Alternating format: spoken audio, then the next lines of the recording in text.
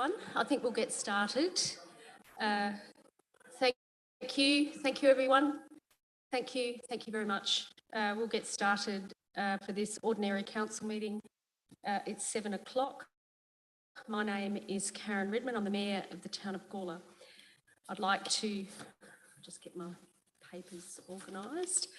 Firstly, I'd like to acknowledge the land that we meet on tonight is the traditional lands for the Kaurna people, and that we respect their spiritual relationship with their country. We also acknowledge the Kaurna people as the custodians of the Greater Adelaide region, and that their cultural and heritage beliefs are still as important to the living Kaurna people today. We have everyone here this evening. There are no apologies. Are there any motions to grant leave of absence, councillors? Councillor Davies. For Councillor Goldstone from the 1st to the 8th of October and the 22nd to 30th of October. 1st to the 8th of October, and what was the other one? The 22nd to 30th. Thank you. October. Seconder, Councillor Deputy Mayor Hughes. All those in favour? Carried unanimously. Thank you. Any other motions to grant leave of absence, councillors? There being none. There is no leave of absence currently, no non-attendance. Public open forum. Now we have, before I go into that,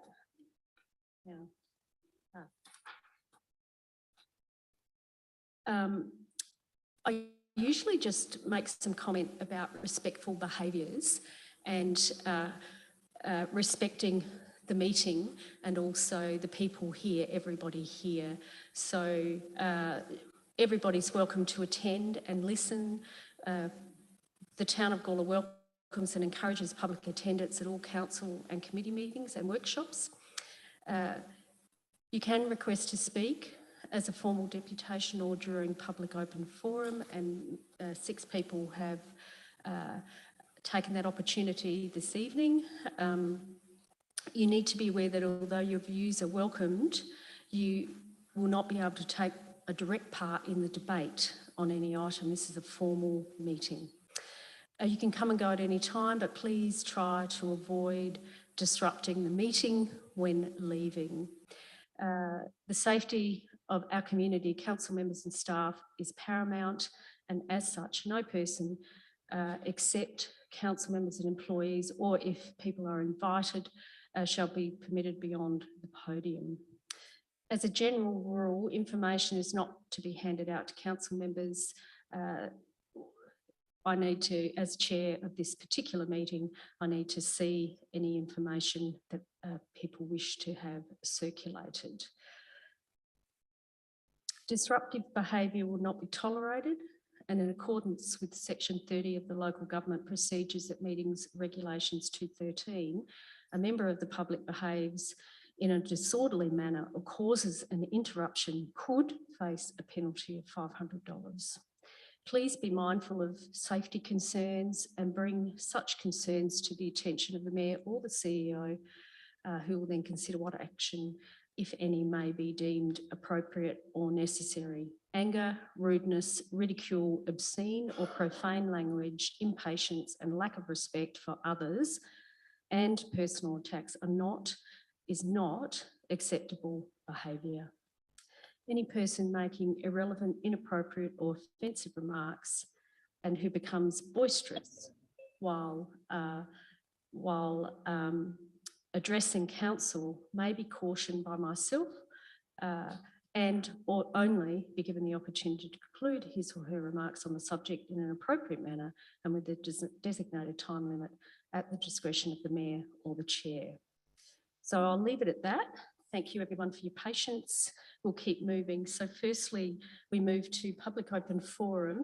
We have 6 people. I'm not sure if Mr. Piccolo will zoom in. I know he's in Parliament and he will be zooming in.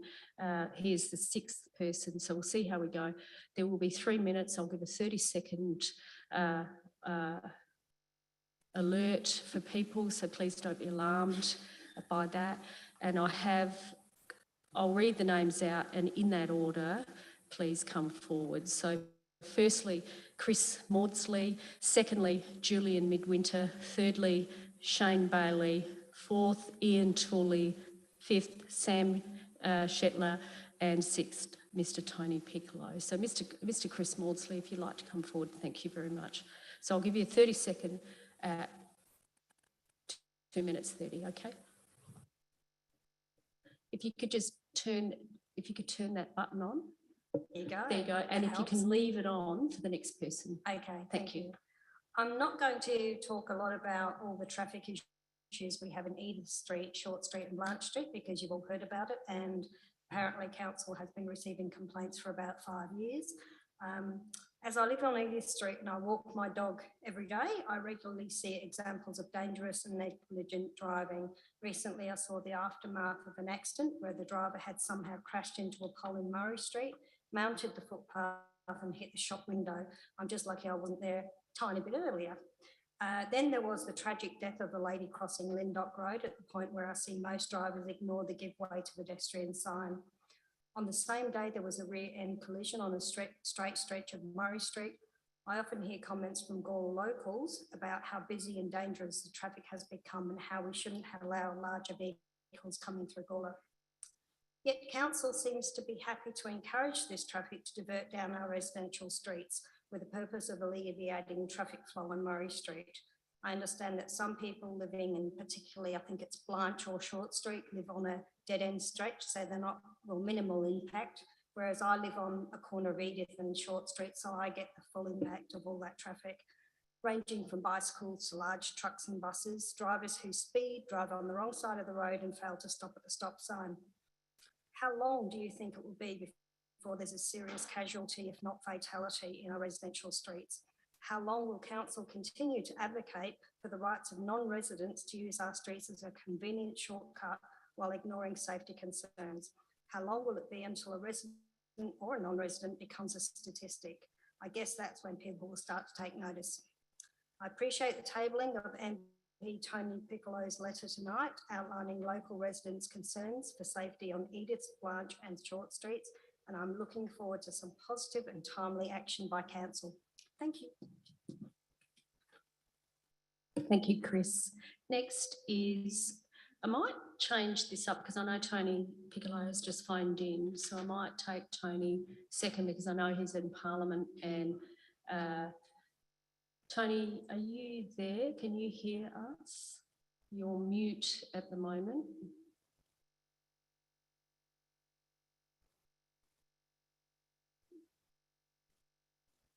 Are you able to mute you?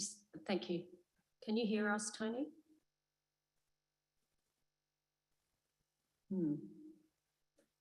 If you can hear us, please say yes, because we can't hear you at the moment. I can hear you now. Ah, yes, now we can hear you. Beautiful. So, Thank Tony, you. Your next cab off the rank. You have 3 minutes. Okay. I'll give you a 30-second warning, just so you know, okay? Okay, not a problem. Oh, you want to speak straight away? Yes. Okay.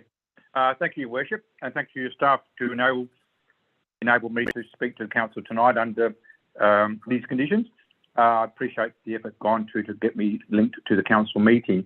There's only two things I'd like to talk about tonight in my 3 minutes allocated. Two issues, and they've got related. I suppose in effect they are related. One is the proposed code amendment for the Vidulis Nursery and Garden Centre. I had a meeting with residents in the area a couple of weeks ago, and they were concerned about, if you like, from their view, the lack of consultation from the council before council decided to support the initiation of this process. And I acknowledge that there's a whole range of consultation process in the formal process to go. But as one resident said, that once the process initiated, their concern is there'll be a foregone conclusion. And once the developer has invested money in it, quite a bit of money in the process, it'll be very hard to either say no or to amend it in any meaningful way. So they were a bit concerned about it. They're not opposed to development of the locality, but certainly they are concerned about the proposed employment zone, and they would actually like the developer to also consider, other forms of residential development in that locality. So what they're asking is the council to have a discussion with them, a dialogue with them, before they go to the next stage. The other issue I wanted to talk about was Edith Street and Blanche Street. Again, the feedback I'm getting from there is that people in that area believe that the proposals they've put up have not been listened to, and I think perhaps they've been misconstrued to the extent that the residents like a range of options considered, and they'd like to have a dialogue with council on what could work. So I don't think the report to council tonight reflects that, and it'd be good if council could have some further discussions with residents before it makes a final decision on which way to go. They're the 2 points I wanted to make. I'm happy to answer any questions. Thank you. We'll take questions at the end. If you could hold on, Tony, I'll get through the Okay, others. not a problem. I can do that. Thank Yes. you very much. Julian Midwinter, if you'd like to come to the microphone. Thank you, Julian. Thank you, Mayor. Thank you, Council. Immediately after moving into our new home, a house of historical significance to the town of Gawler on Edith Street, we were appalled by the traffic volume using the street as a cut through to avoid the main roads at Princess and to Lyndoch. We spoke with our neighbours who all echoed our discontent and added that they had been in an ongoing battle with council over many years, but their concerns had fallen on deaf and disinterested ears. We decided to organise a petition to push council to reduce traffic volumes and the speed at which cars travel down Edith Short and Blanche Streets. In response, council conducted a survey to determine whether our complaints were valid. A survey conducted during school holidays. A further survey was then conducted just after the installation of the High Street concrete lump, and this showed that 2,400 vehicles per day were using Edith Street.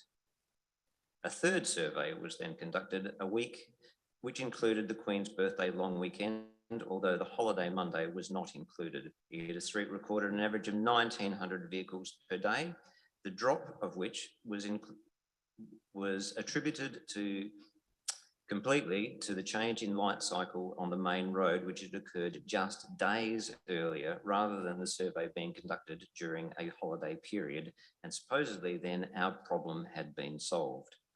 In our petition, we asked that the speed limit be reduced on Edith Street, Short Street and Blanche Street to 40 kilometres per hour. But we have been told that it is pointless as it cannot be enforced, despite the majority of Adelaide councils adopting just this measure. We have been told that humans are creatures of habit and that it will be impossible to stop people using Edith Street by installing the chicanes we have also asked for. But we are also expected to believe that the Main Street intersection cycle tweak resulted in an instantaneous 500 car per day reduction in rat running down our street. We have also now been told by the independent experts that the majority of vehicles using Edith Street are actually local residents from adjacent suburbs, and as such, they are not rat runners, but legitimately using Edith Street. This, it transpires, is a totally fabricated piece of evidence, and it is also totally incorrect, as that all of those motorists 30 seconds, thanks. would be required to divert off their direct route to get to Murray Street. We've been subjected to a very manipulated public consultation process in which the voice of the individual resident has been denied with a 1 vote per house rather than 1 vote, 1 response per resident, as has always been the case in the past. In that case, I suggest that this is a false report and should be ignored. Please vote it down. Thank you. Next is, thank you, Julian. Next is Mr. Shane Bailey. Thank you. Good evening all. Thanks for the opportunity to speak. I'm speaking to item 11.1, assistance to transition online and access to information. That's a report that you as a council asked for 10 months ago. I won't go through the whole report. It's wordy, it claims a lot, delivers very little. One interesting thing is the digital wayfinding signs are mentioned in the report. There have been recent developments to get some of the $135,000 spent there usable. From the report, it states, more recently, council has improved access to council services and information with the provision of the interactive touch panels within Walker Place and outside the Gawler Visitor Information Centre. These devices display the Gawler kiosk. Some of you may recall when the kiosk solution went live, I gave council a freebie, a simple solution to put in place some analytics to make sure that you're getting value for those kiosks. Like I said before, when we were discussing the app, analytics are critical, but I don't believe that those analytics have been put in place. And the reason I know this is because the kiosk screens at the Visitor Information Centre haven't worked for months.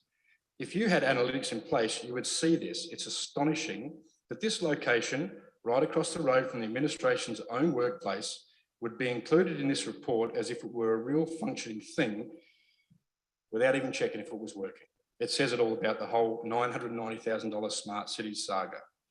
As for the support councillors claiming to help businesses transition online in this report, none of the programs detailed in this report are new. They were around before the app, during the app, and continue to be after. I gave my first workshops on some of the buzzwords used in this report to make it look impressive, such as domain name registration, website development, e-commerce capability, and digital marketing to GBDG members more than 11 years ago. Do not begin to claim that you have shifted your focus from what the app was to deliver onto now making these things happen. You have nothing to do with it, bar giving them a room. Now for the excuses from the report about the app, $350,000, which now no longer exists. How council supports, advocates and partners to assist small business to transition online is always evolving. For example, when council originally embarked on developing the Gawler Connected Community app, it did so in consideration, blah, blah, blah. There was never an argument for an exclusively app-based solution for online shopping. Only council, the developer and the advisor, the only person to tender for the job, thought it was a good idea. You built the wrong thing at the wrong time. It was a bad idea and it was always going to end the way it ended. Don't rewrite history. You built the wrong thing and you wasted $350,000. You could have an amendment to this report when you note it tonight and apologise to ratepayers and taxpayers for delivering nothing. Thank you. Next is Mr. Ian Tooley. Thank you.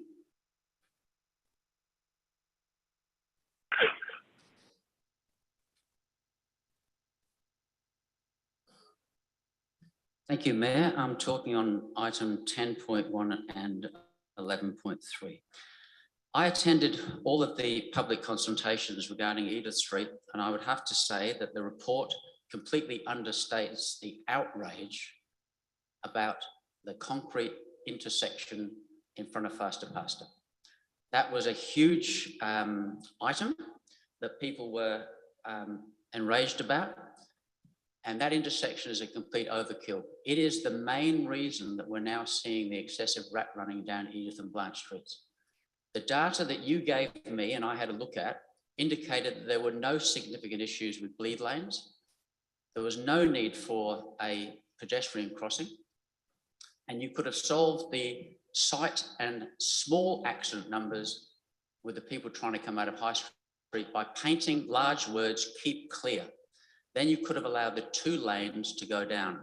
At a very time when you acknowledge that this town is growing with increased traffic, anybody would be making ways to help that traffic flow. You have done the exact opposite. You have choked the traffic and it's an ongoing problem and it is playing out in the problems that we're seeing on Edith and Blanche Street. It needs to go, the bleed lane needs to be restored and the 2 lanes going down to the main street need to be reinstated.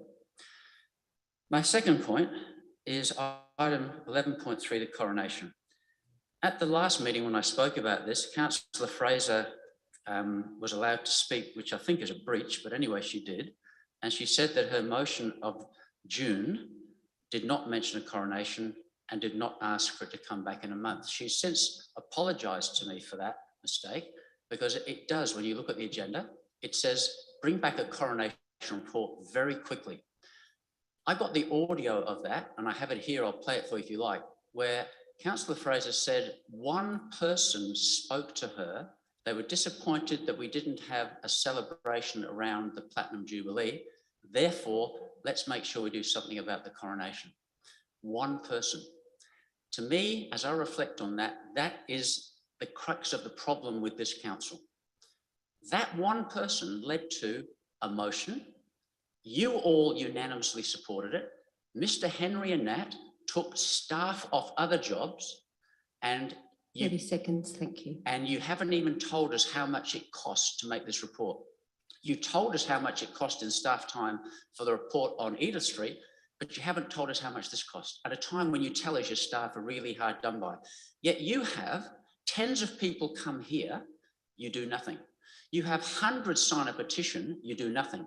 You have hundreds submit submissions at consultations, you do nothing. But one person triggered a councillor to make that motion and you unanimously supported it.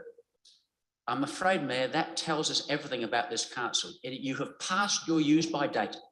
Bring on the election.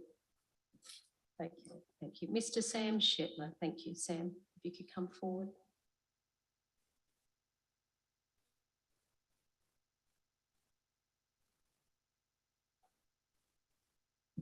Thank you, Sam. Thank you.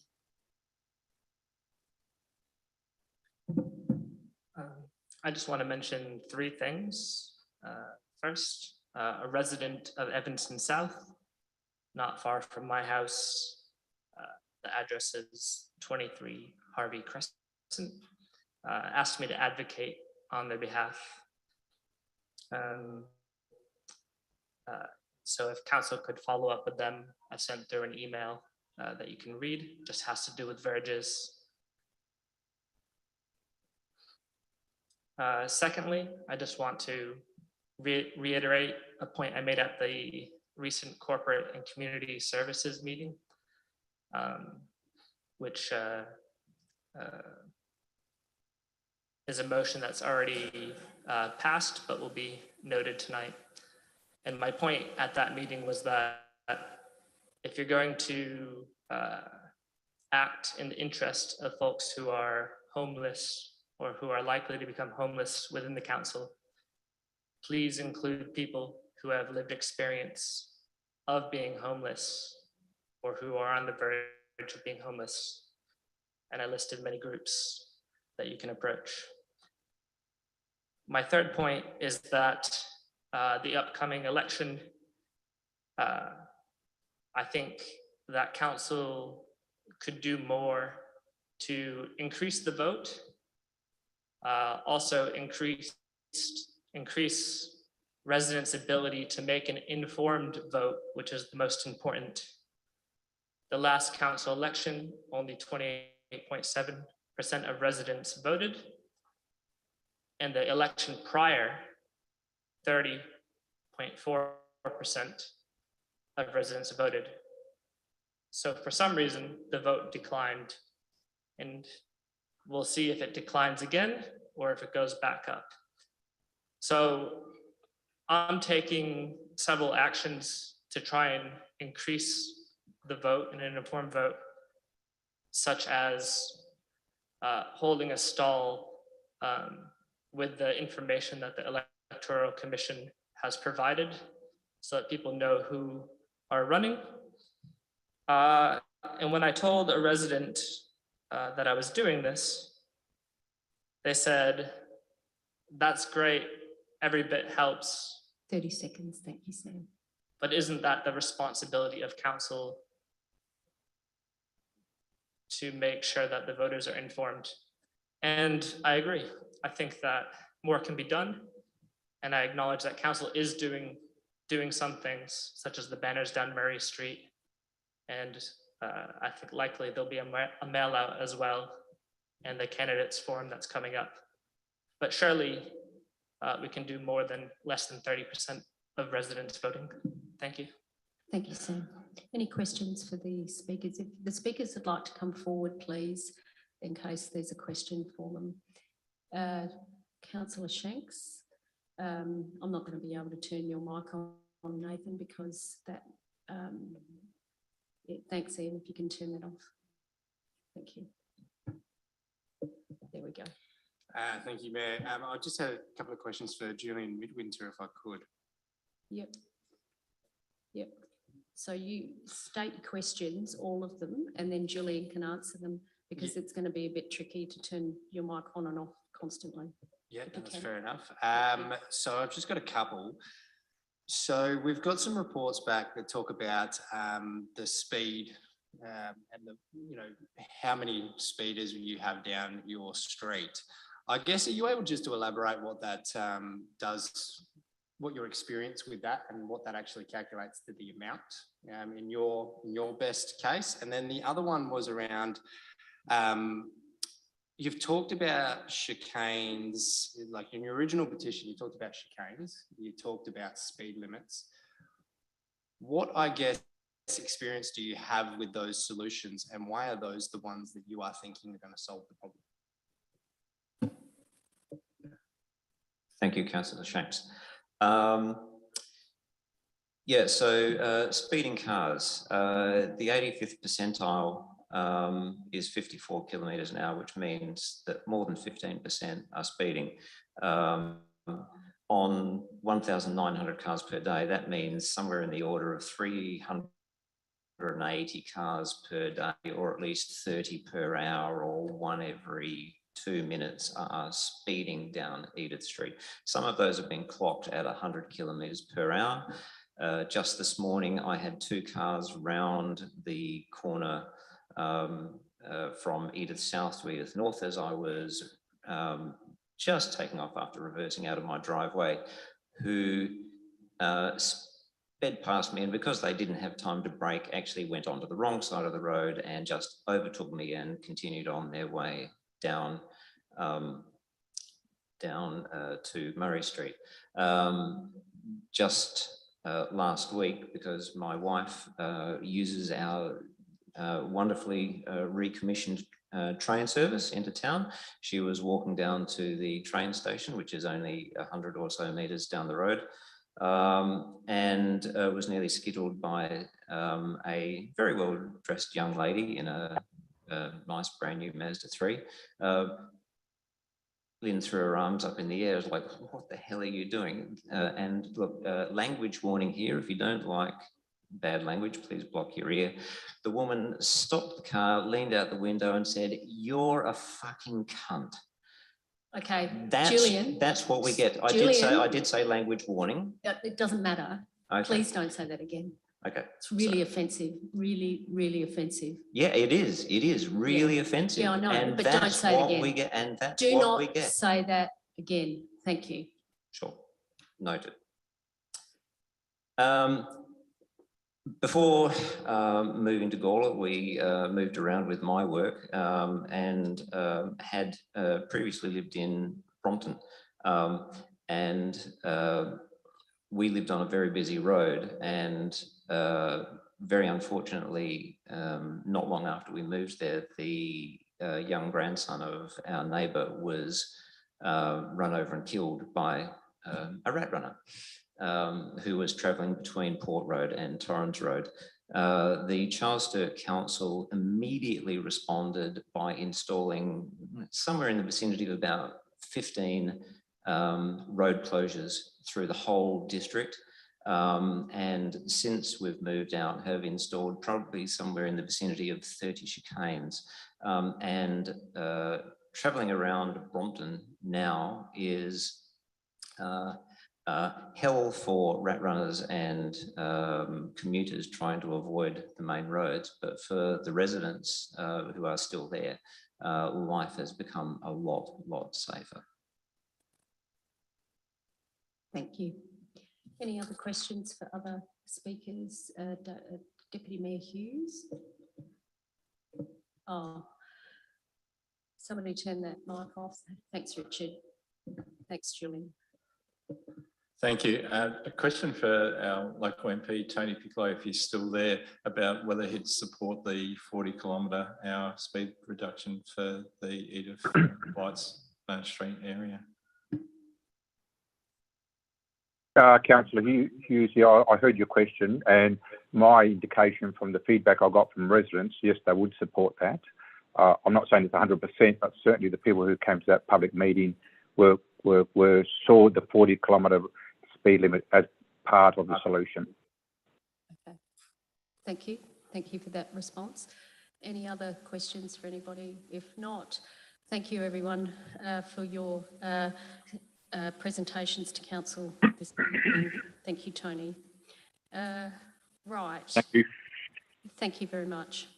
That concludes public open forum. We do have a deputation, Mr. Richard Holt from Gawler Relay for Life. Richard, if you'd like to go to the mic and just turn it on.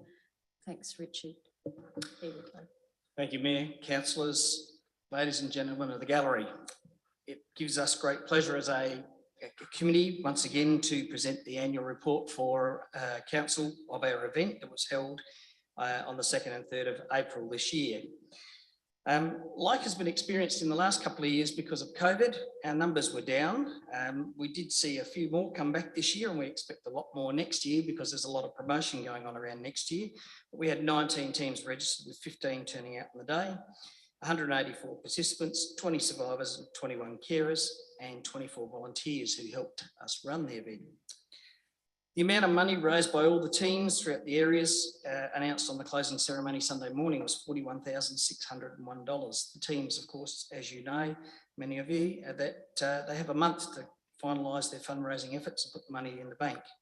And the completion of that period, the grand total announced for our debrief meeting was $45,261. This is the 14th year that our event has run here in Gawler. And so far we've had 343 teams with 4,255 participants.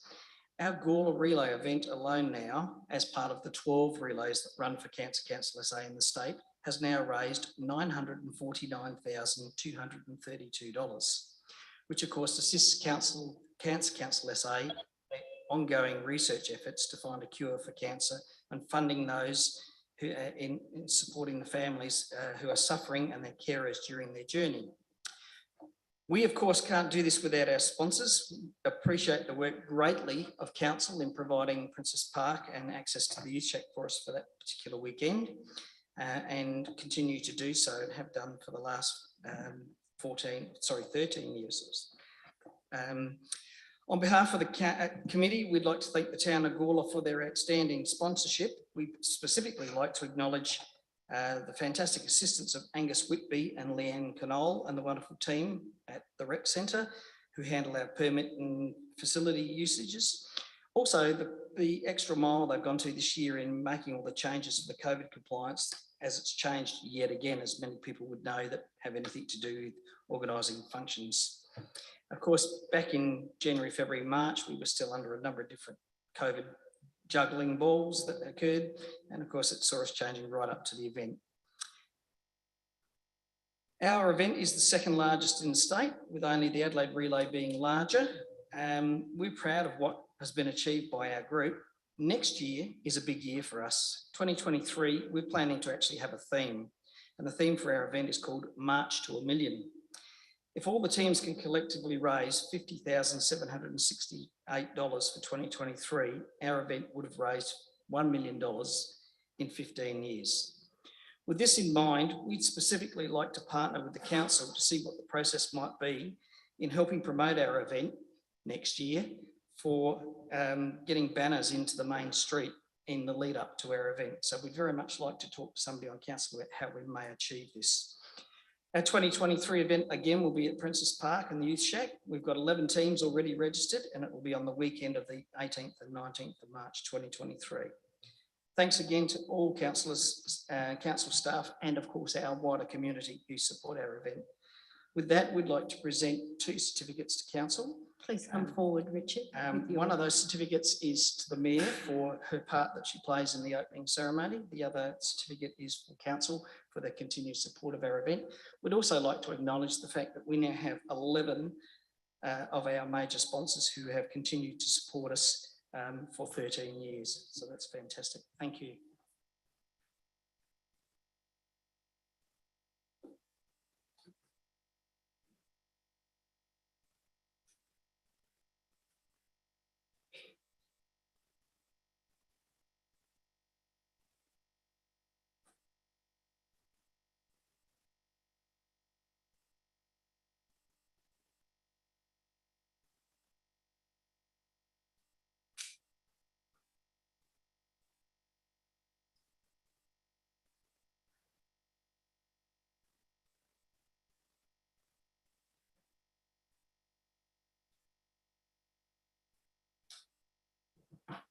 just like to acknowledge Relay for Life.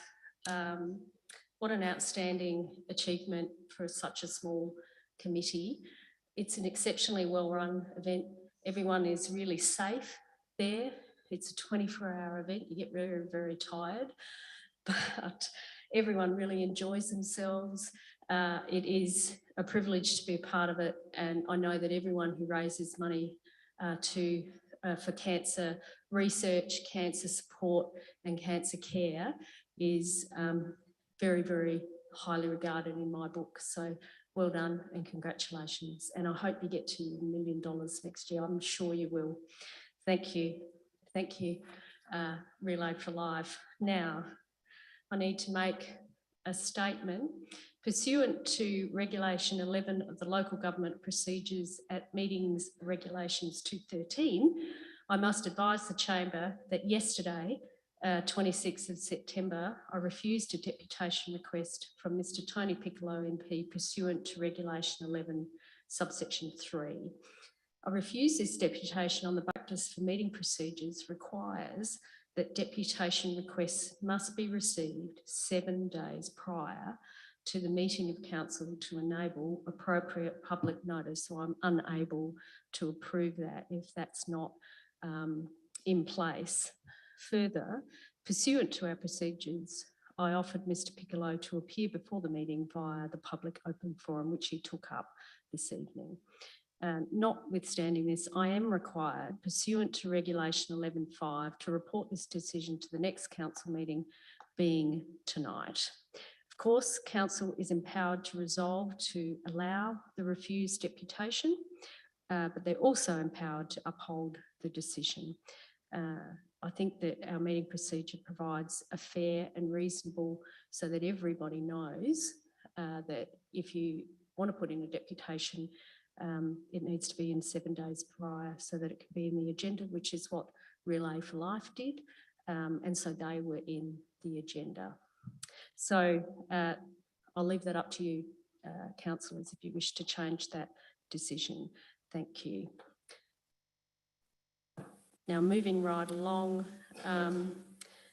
declarations of interest. I think Councillor Kosh, you mentioned something before the meeting. Yeah, yes, Mayor. Item 10.2, I've got a perceived conflict of interest regarding the Gawler Business Development Group quarterly report update. Okay, and you'll declare that when I'll the declare time that when comes? it comes. Yep. Thank you. Any other declarations, Councillor Fraser? I also have for 10.2, I'm on the same committee as Paul. Yes. Paul's an exec and I'm not, but so I'll stay in the meeting. Okay, if you can declare it when the time comes. Thank you. Any other declarations, councillors? No, thank you.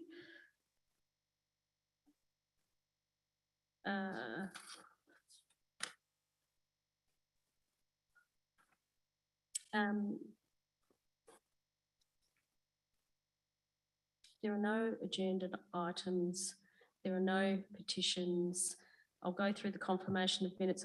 I'll do them one at a time. Ordinary council meeting, 23rd of August, 2022. I saw Councillor Goldstone's hand up first and Councillor Davies second. So moved by Councillor Goldstone and seconded by Councillor Davies. All those in favour?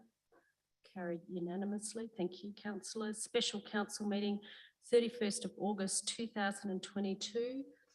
Deputy Mayor Hughes moved, seconded by Councillor Little. All those in favour? Carried unanimously. Thank you very much. Special council meeting on the 1st of September 2022. Thank you, Councillor Davies. Moved, seconded by Deputy Mayor. All those in favour? Carried unanimously. There's no business arising from the minutes. However, Councillor Fraser, you wish to make a personal statement, you seek leave. I'd like to have leave of the meeting to make a personal statement. So I need 2/3. If people can just show with the raising of their hands if they're happy for, yes, so you've got leave. Thank you. Thank you.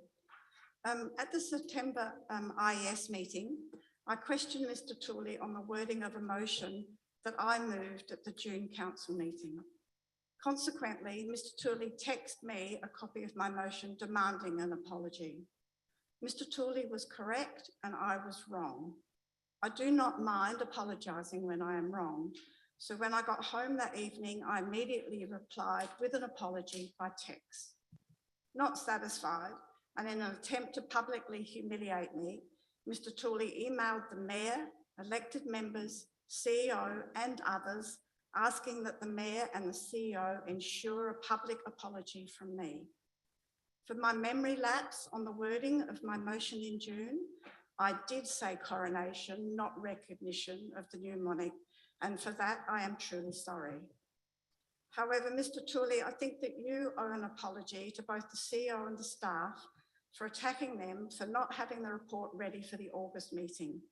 Nowhere in the resolution does it say that the report was to come to the August council meeting. A written apology would suffice. Thank you. So we'll move on to decision. No. I'm sorry. We're moving on to our meeting. We're moving on. Please sit down, Mr. Tooley. Please sit down. Please sit down. You're being disruptive and you're being disrespectful. Thank you. Deputy Mayor Hughes, you've got the floor. Thank you. Thank you. Thank you. No, there's no right of reply. Can I move the motion for 10.1 Edith Yes, Street? and do you wish to speak to it? Yes, I do. Thank you. Thank you. I'd like to thank the residents of Edith Street, Short Street and Blount Street for all their works and working with council staff and the consultants. It's not good having, especially this speeding traffic through your street. I think that this is a good way forward to work towards slowing the traffic down, which is a real safety concern that I do have. I think the road cushions, if they're designed correctly, and there's a budget of $20,000 to sort of make sure that happens, should ensure some slower traffic. I do hope that actually then also reduces the amount of vehicles that then uses those streets, and the investigation of the 40-kilometre-hour area I think also will help. I am surprised that the police are not sort of taking a more active sort of step in this area as well. But I think everyone involved, and noting that there has been significant staff time and council resources put into this as well. So happy to move the motion. Do I have a seconder for the motion? Councillors? Do I have thank you, Councillor Goldstone. Do you wish to speak at all? No. Open up for discussion. Councillor Shanks. The 13-point motion, I'm happy to support pretty much 12 points of this motion. The one that I'm a little bit ginger on, or a little bit sheepish on, is number 7. We're talking about the $20,000, and we're talking about improving an intersection for the realignment. We're also talking about cushions. Now, I went to the meeting that was organised, the community meeting that was organised by our local MP, and I listened to the residents of the area. Some of you may know I've met with the residents quite frequently. I acknowledge that there is a little bit of, I guess, difference in opinion on solutions here. However, there isn't a collective solution that is captured in this report yet. Number 7, dropping out of this motion, has my full support, but unfortunately with number 7, it will not have my support, namely purely because we have the petition writer coming in that did the petition and went around, spent the time and called for some traffic calming methods. We've listened to him tonight saying that these solutions aren't going to solve the problems that they're talking about. I think we need to unpack that further. And I think there's more work to be done in here. The closest bit we got to a collective way forward was the letter that Tony Piccolo sent through that is tabled it as part of the report tonight. Those solutions have been acknowledged in the report, but the direction towards them is non-existent. I fear that we're not giving enough credit and weight to the people of the area that this affects day to day. Personally, as someone that did used to use that road and didn't realise I was causing any angst, I've now stopped going down that area. I'm not one of the speeders, I would hope, and I can hand on heart say that, but the pure volume of this area, the pure volume of the traffic in this area is causing a lot of, I guess, issues for the residents of the area, and they are not only mental, they are safety concerns, and the list goes on. I have since stopped that route because, as you might know, we had a site at a manual school there, and I live in Williston. So every time I'd visit that site, I would take the main street now instead of the rat run, let's call it. And it would take me another 10 to maybe 30 seconds, in all honesty. That's what we're talking. I don't think the solutions are there yet. I do acknowledge the appetite for the current staff in this space, which I thank them for.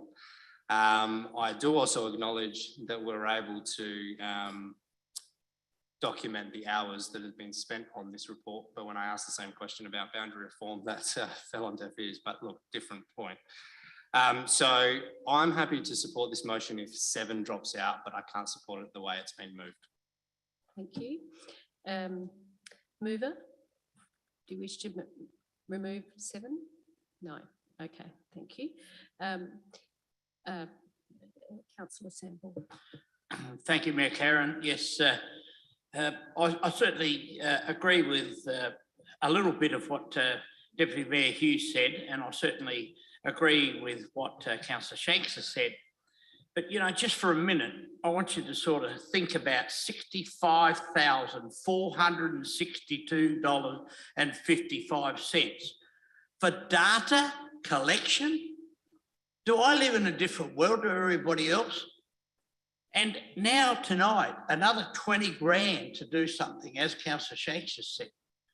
I'm sorry, but I don't live in the world. We are so far down at the moment, we've got to start to get into the black. And I don't believe this is going to work. I heard what Julian said tonight and the passionate people of those areas. I keep saying, I've said it 3 times before, where are the police in all of this? Julian tells us how fast somebody was going at 100 kilometres an hour. What, were you running alongside the car? How did you know they were doing 100 kilometres an hour down that street? Even Howard Lockie couldn't drive that fast down that street. Look, the thing is, I agree with Councillor Shanks.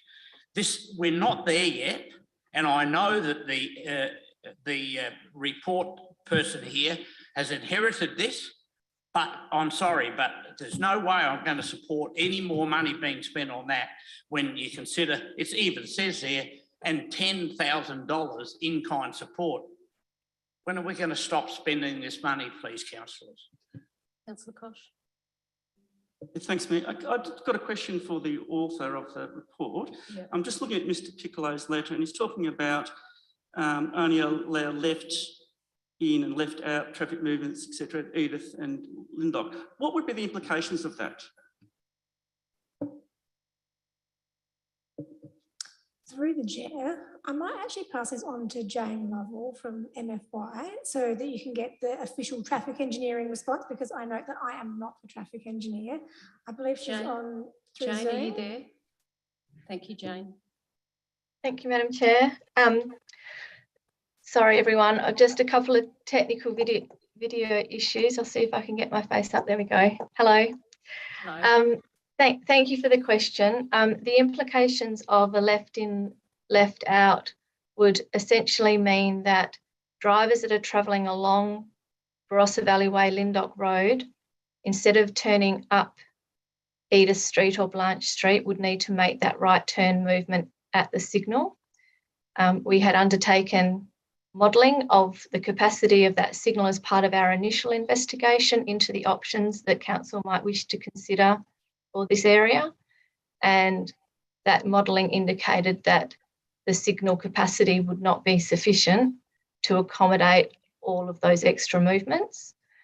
It's effectively a part road closure, and that part road closure would result in significant queues and delays on the broader road network, both for Gawler community, people travelling through the community, and for the residents of Edith Street, Blanche Street and Short Street themselves. Thank you, Jane. Councillor, I think that addresses your, do you wish to speak at all? So there are implications traffic-wide. So this is almost a de facto road closure, though it's only partial. It's potentially a de facto road closure. Is that right? Through the chair, yes, that's correct. That's correct, yes. Okay, thank you. I'm going to move to Councillor Fraser now. You had your hand up next, and then Councillor Davies. Okay. Councillor Sample, we really do need to spend some more money. If we don't spend any money, nothing's going to happen. It's going to stay the same way as it is. It's unfortunate that it's already cost as much as it has, but you can't move forward without spending some more. I actually think all the things in 7 will help. Whether they'll make it to what the Edith Street residents want or not is another thing. But if you could do all those plus lower the speed limit to 40, I think that would improve things immensely. It definitely needs more footpath directions. The cushions, these days the cushions aren't speed bumps, they're cushions. So and I travel on those quite a bit at Trinity Gardens. They have big cushions and they slow you down, but they're not noisy and they don't jerk your car around. They're really good. And the realignment, I think all those things will help. And in the future, maybe you can come back and look at something else, but you have to start somewhere. We have to do something. If we just ignore it, nothing's going to happen. Councillor Davies? So a question to start with, just on page 10 of our agenda, table 2, it has the approval from general public consultation and then from the people on the street. So it mentions data not separated for a couple of them. Is there a story behind that?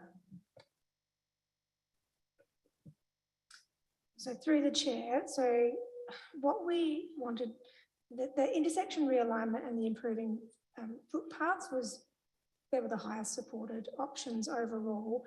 And I guess what we did in terms of separating data from the subject street residents or households was to really look at the ones that they had been raising through alternative means, so particularly coming through Tony Piccolo's letter, the advice coming through the community forum as well. So trying to pick the ones that were clearly of most interest to those subject streets and look at how they compared to the overall response from the survey. So I guess the Edith Street intersection realignment and the footpaths are largely uncontested as ideas, but the other ones we wanted to try and really understand what did it look like for subject street residents as compared to the overall data set.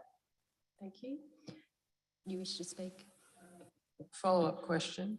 And when it says subject street, are we talking about Edith, Blanche and Short? Yeah, okay. Well, I'll speak now. Sure. Look, I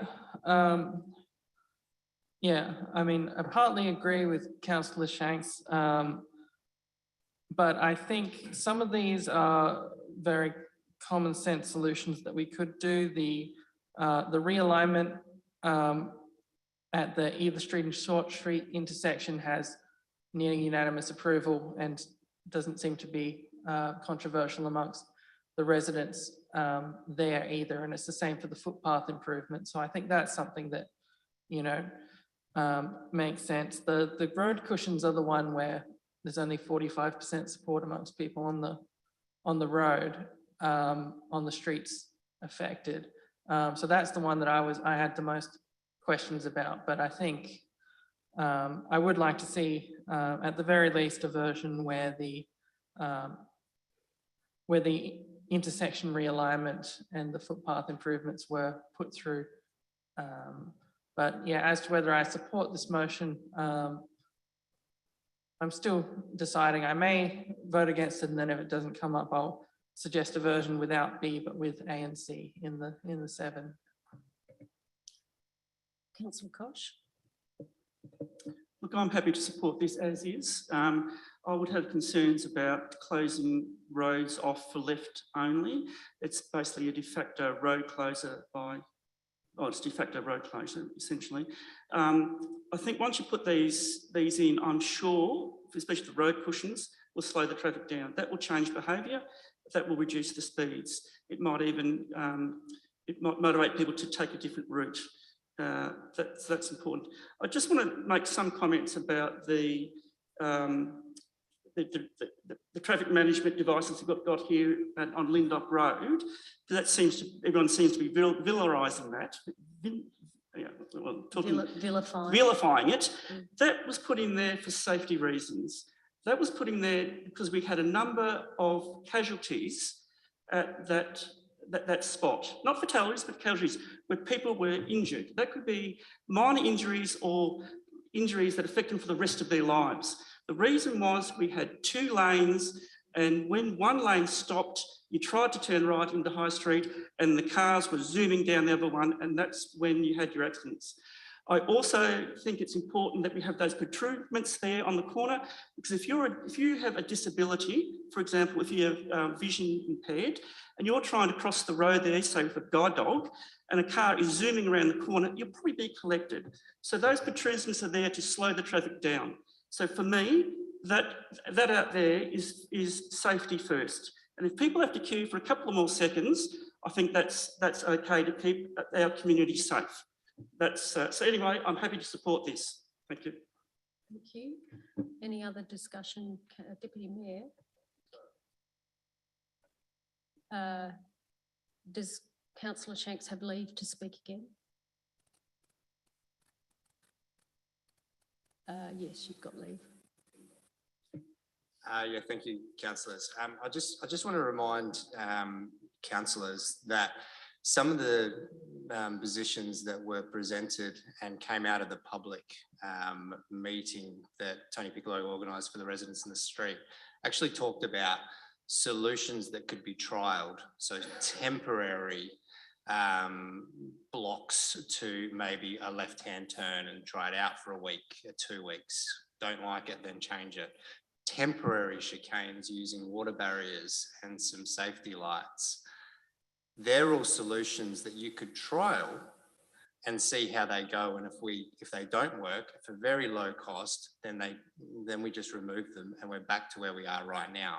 But I just want to reiterate the fact that we have the petition owner, the one that organised it over a year ago, telling us that this isn't the solution they're calling for.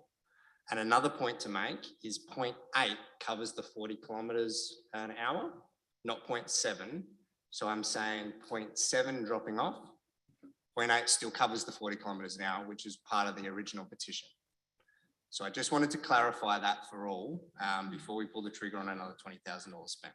Before we wrap it up, I was at the meeting that was here that all elected members were invited to, and the community, the broad community, and they made it very, very clear, the broad community, not to actually fiddle with extra roads. And there was one particular comment that I didn't see in our papers, made by a resident who has a very close association with the hospital, and the ambulances need to get to the helipad. And I think that needs to be taken into consideration as well. So I thought I'd just, sorry, no. We're not at a barbecue, we're at a formal meeting. Sorry. So I'm going to hand over to Deputy Mayor Hughes, who can wrap up the debate. Thank you. Yeah, I think it's really important councillors actually vote for this motion so we can actually get some movement here and actually get some action on the ground. This motion won't affect the rest of the town. It's been designed by traffic engineers to help the residents of Edith Street, but it also won't slow down or bank up traffic on the Lindop Road area, which is the concern that the traffic engineers have expressed with restricting entry. I do think it's important that we actually make the decision tonight to put the road cushions in. It's what the engineers, and $20,000 for road cushions is I think a really important step and a way forward to actually get some action on that road to slow things down before someone is actually seriously hurt. Councillor Samble, we've already spent $65,000 on this. This is actually probably the cheaper way forward. If we start mucking around with chicanes and access to these streets, we'll be spending a lot more than $20,000. So I think this is the cheaper way forward. And for Councillor Samble's benefit, but I also think it's the way forward for the town. Otherwise, as people know, if we've got a forward out or something like that in the town, traffic's banked up past the racecourse straight away. Everything's interlocked within the town of Gawler. And yeah, we do have to be mindful, and that's why we've spent a lot of money with traffic engineers on this case. So I think it's important that we support this motion. Thank you. So I'm going to put that motion to a vote. All those in favour, please raise your hands. All those against? It is lost. A division. Councillor Vallelonga has called a division. All those in favour, please stand. And I'll call your names out. Councillor Kosh, Councillor Goldstone, Deputy Mayor Hughes and Councillor Fraser. All those against are Councillor Davies, Councillor Vallelonga, Councillor Little, Councillor Shanks and Councillor Samble. The motion is lost. Thank you. It's going to cost a lot more than $20,000. Yeah, thank you, Councillor Davies. You've got an alternative motion? Yeah, so it's the same motion except with 7B removed, the road cushions. So no road cushions? Yep. Okay. And if I can speak to it, to be clear, from my understanding, what we're paying $10,000 for with road cushions is for a design to come back. It's $20,000. I think it estimated somewhere in the range of $100,000 for the actual road cushions, just to be clear on that. Look, basically this is... If you can listen, please, elected members, it's actually quite disrespectful when somebody is trying to speak. So if I'd ask you to be silent, thank you. So yeah, this is a compromise to some extent. I think that, look, we looked at the survey. The people who didn't support any intervention were 15% of people on the street and 17% overall. So I don't think we should just fail to take action. I think there's stuff to be done here. And I think that includes things like 0.8 in regards to a 48km/h speed limit. It includes 7A and C, or I guess a new A and B, which is the realignment of Edith Street and Short Street intersection to improve intersection safety, which had approval of 86% in the survey, and the improvement of footpaths and accessibility, which had 88% approval, just without the road cushions, which would be in the realm of $100,000 or more dollars, and had 45% approval amongst the people on Short, Edith and Blanche Street. So that's the idea behind this motion, and I'll move it. Thank you, Councillor Davies. Do I have a seconder for that motion? Councillor Little, do you wish to speak at all? No, thank you. Any other discussion? Councillor Shanks. Firstly, thank you, Councillor Davies, for pointing out the fact there, because I think it was getting a bit confused in road cushions only costing $20,000. We're talking about a $120,000 commitment, $20,000 being a design. What I was talking about is some temporary solutions to trial. But hey, well, let facts get in front of a good story. The reason I was not for A, B, and C is because I went to the residents that brought this to our attention in the first place. And I talked to them about A, B, and C and about what this meant for them and what they think it will do. Considering we're about to commit, we've already committed, as Councillor Samble pointed out, $65,000, and as the report points out, $10,000 in kind support. So we're up to $75,000 already. The reason I'm against A, B, and C is because we're committing another $120,000 realistically for some road cushions. And we're talking about some realignment, which I think is some line marking, so probably minimal costs, I'm sure. And then the footpath development that we all know what footpaths cost us. Now, if these residents and the very people that brought the petition in the first place over a year ago said, yes, this is what we want, you would have no debate from me, and you would have my full support to go full guns blazing. We don't have that support from the very customers, our shareholders of our company, who has brought in their complaint to us over a year ago, and they have requested that we look at certain solutions. Now, I'm not saying that the chicanes are going to be the be all and end all for the solution. I'm not saying that we need to close off roads or anything like that. What I am saying is we're not at the end of the discussion to have yet. And that's what I am fearful of. I am fearful of committing a direction that, in principle, the very petition owners that bring that in are not supportive of.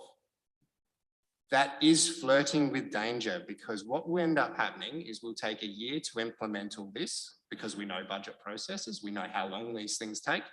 And then in a year's time, we'll have another petition coming in and saying, guess what? Now, instead of the volume and people not stopping, they're not stopping. They have a thoroughfare on the way through because you realigned the intersection. Now the speed is more apparent. The cushions that my four-wheel drive sails over pretty easily haven't stopped the volume at all. Now we hear a slight. The footpaths we thank you for, because everyone in Gawler loves a good footpath. We're not at the solution of this problem yet. And we have some very frustrated customers that deal with the problem daily.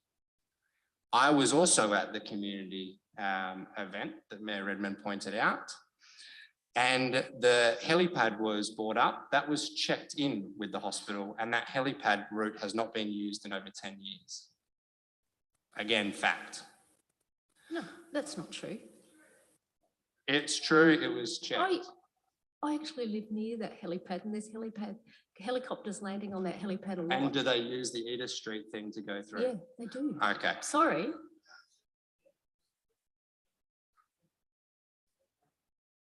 So the ambulance captain has a different version of events, but well, anyway. We've got a different point of view. Anyway. So don't fiddle with the roads was another point that was pulled out of the community consultation. I'm in agreement with that point. I'm saying we shouldn't be fiddling with it right now until we figure out the best solution for the entire town. So that's why A, B, and C, in my opinion, need to drop out to get my support. Councillor Koch. I've got a question for Councillor Shanks. Councillor Shanks, we've just been through $65,000 worth of traffic engineering, everything else. You're saying that it's just not worth the piece of paper it's written on, and you think you can imagine up some solutions like that. Is that what you're saying? No, we're not having a two-way conversation. Okay. Yeah. Okay. Do you want to put your... No, we're not having a two-way conversation. Do you want to speak? Do you wish to speak to the motion, Councillor Koch, or not? No. Okay. Councillor Fraser. Thank you. I will support the new motion, but only because something needs to happen. We can't sit back and spend another $65,000 on more reports by experts, I might add, and nothing happen.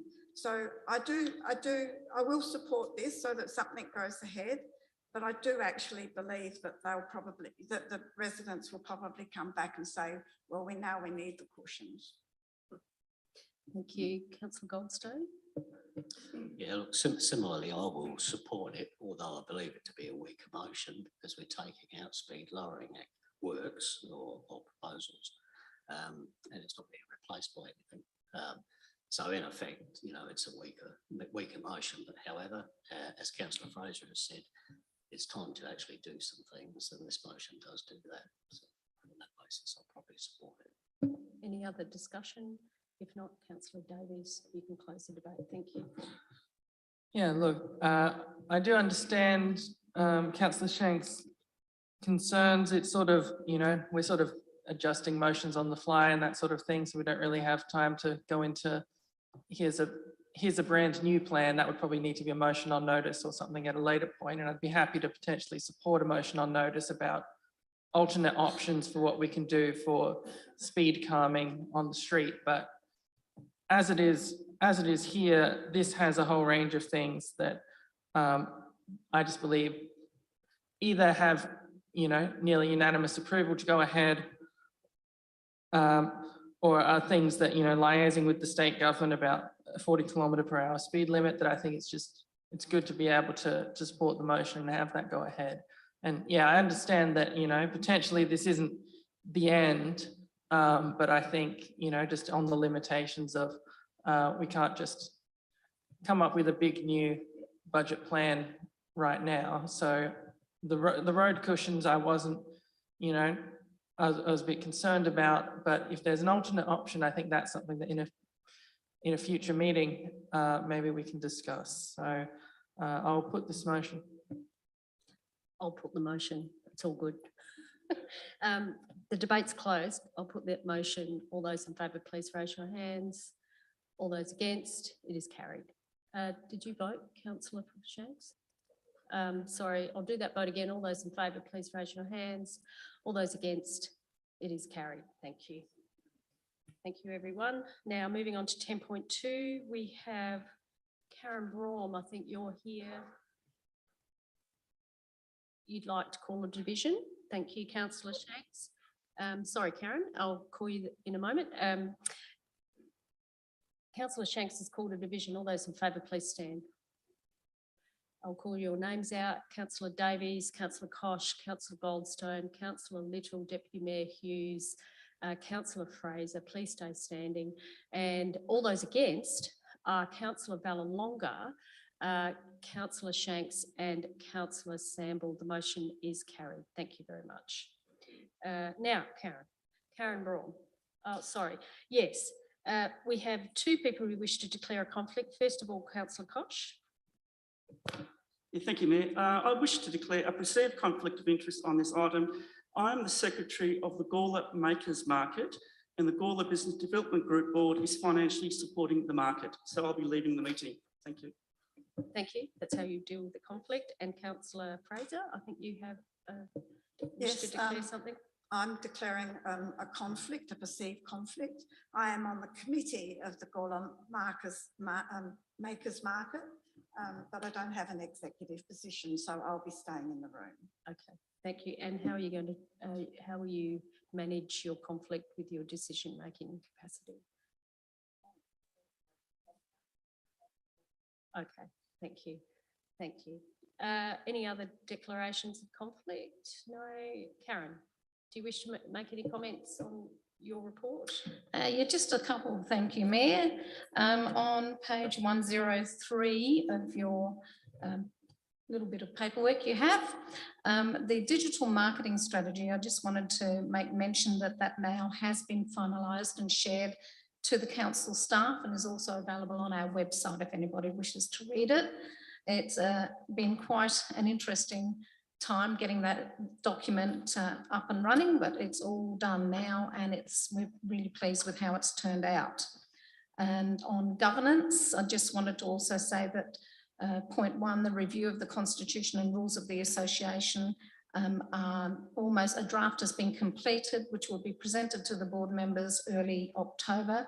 And if they're happy with it, it'll be put up for adoption at the AGM in November. So that's gone really well. And with the SA Business Conference, due to the conference being a month later this year, it was held in June instead of May. That means that numerous invoices were not presented to the board for payment until, actually I even got one last week. So that means that the budget for the 21-22 period, the expenditure is lower. And for the 22-23 period, the conference budget will blow out probably because of those invoices. So I just wanted to bring that up and let everybody know. Thank you, Karen. So we have, if you'd like to stay there just for one moment and please, yes, Turn it off. yes, thank you very much. We have a officer's recommendation that we receive the quarterly report, and we note has met its quarterly reporting requirements. So you happy to move that way, Councillor Shanks? Is there a seconder? Deputy Mayor, anybody wish to speak? Just quickly, thanks, Mayor. Yeah, firstly, I enjoy reading these. The great thing about these reports is you actually send them sooner than our agenda. If you can sort of look at what we have to read from a Friday to a Thursday, it is really beneficial for someone like myself receiving these reports earlier in the piece, because I can peruse them and then really drill into the detail when we do receive them as part of the agenda. So firstly, thanks for that. I attended the business conference. I unfortunately was one of those people that needed to duck off about halfway through because I had some work commitments. I don't know if it had something to do with the end of financial year stuff in June, and I don't know if, because there was a bit of reporting and stuff I needed to get done on my side from business. So when you sort of highlighted that, I was sort of thinking, I wonder if that was why I couldn't quite wrangle the day at that time. But other than that, it was, yeah, it was first class. I mean, it has been the last couple of times I've been, and this year was no different. And yeah, look forward to hopefully being a part of next year's. Thank you. Deputy Mayor is the seconder. Do you wish to speak at all? No, just to thank Karen for being here tonight, and the reports are actually always improving, which is really good too. So yeah, thank you. Thank you. Thank you for everything you do, Karen, and the Gawler Business Development Group. I think it's a great achievement to be able to deliver what you do over quite a number of years now. But yeah, I think it's working really well. It seems to be working really well. So well done. Any other discussion, Councillor Samble? And certainly again too, congratulations to the way the Business Development Board are doing things. It's certainly great and motivating the business people in our community. I'd just like to raise one point. There's the artiste market is certainly, I believe, is going to be something that Gawler's wanted for a long time. But we must be very conscious of the fact of the Gawler Lions Club, who have been running quite a different type of market, but mainly doing it to support their club's activities in supporting Gawler people and various groups in the community. They're not over happy with what is happening, and I would very much like to see that contact is done with the Business Development Board and the Lions Club representatives to maybe have a relationship there that they may be able to promote each other in some way, because the Gawler Lions Club over the years have certainly done so much in our community, and it's all been done by raising hard-earned funds, so forth. But again, congratulations to the Business Development Board for what they are doing, and how we've certainly the report shows all that. Thank you. Any other discussion? If not, Councillor Shanks, are you happy for me to put the motion? Thank you. I'll put that motion. All those in favour, please raise your hands. It's carried unanimously. And Thank you, Jack. If you can go and get Councillor Kosh and ask him to come back in the room. So now we move to 10.3, and I think we have some guest speakers, Jade Hancock, who's the chair of the Gawler Youth Advisory Committee, and Abby Dale, who is also wishing to come up and say a few words in support of their programs that are being delivered across the town. Hello, how are you? Hello, good evening, good, thank you. Thank you, Mayor Redmond, council members and staff in attendance. My name is Jade Hancock and I'm honoured to stand before you today as the current chairperson of the Gawler Youth Advisory Committee.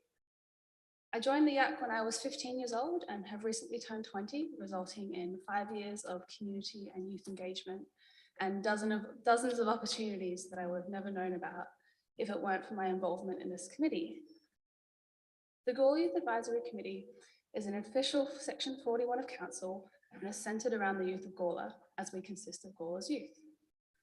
Every conversation we have and every decision we make is for the benefit of our young people, to improve how they live, work, study, volunteer and travel in Gawler.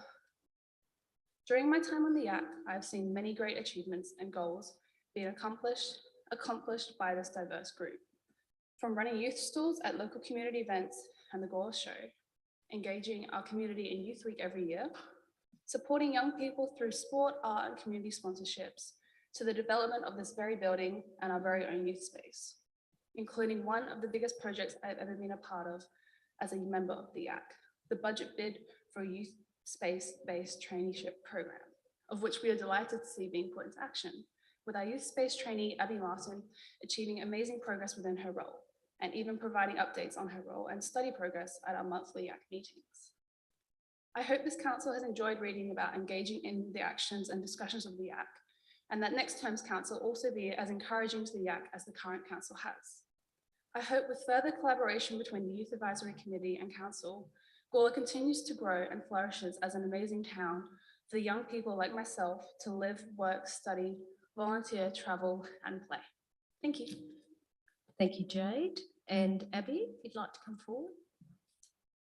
Good evening, Mayor, Council and staff. My name's Abby and I'm currently a Gawler Youth Advisory Committee member and a Town of Gawler volunteer.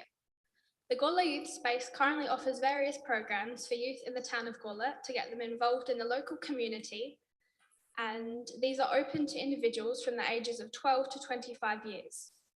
Majority of these programs are free of charge and released as a social opportunity to create friendships, share talents and interests, and to construct a solid support system. This provides a safe space for youth in Gawler and provides an opportunity to learn life skills, help others, and to give back to our local community, as all of which benefit and will influence our future employment. As these programs are offered for different weekdays, after school hours, specifically, our demographic of individuals that join us widens and more people and individuals have the opportunity to attend. Through these programs, we've learned lots about ourselves and what the Gawler community has to offer. We thank you all so much for that. On behalf of the youth space, thank you. Thank you, ladies. Very well done. Just hang about. There might be some questions. Sorry, can't sit down just yet. Just come up to the microphone. There might be some any questions for these wonderful young people?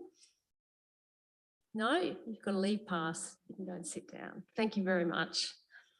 Okay, so we have officer's recommendation. I'll take the report as read, and I can see Councillor Little's hand first, and then Deputy Mayor, I think, put his hand up. Was it you?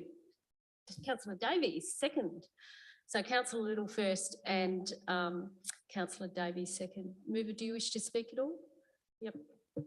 I, along with the Mayor, am quite grateful to the two young ladies for their presentation.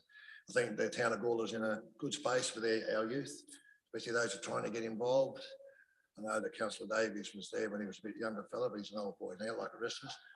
So, but no, I think that the youth we got in the town and the way the young ladies present themselves then, I think the town's in good stead. So I'm quite happy to move this motion. Thank you. Councillor Davies.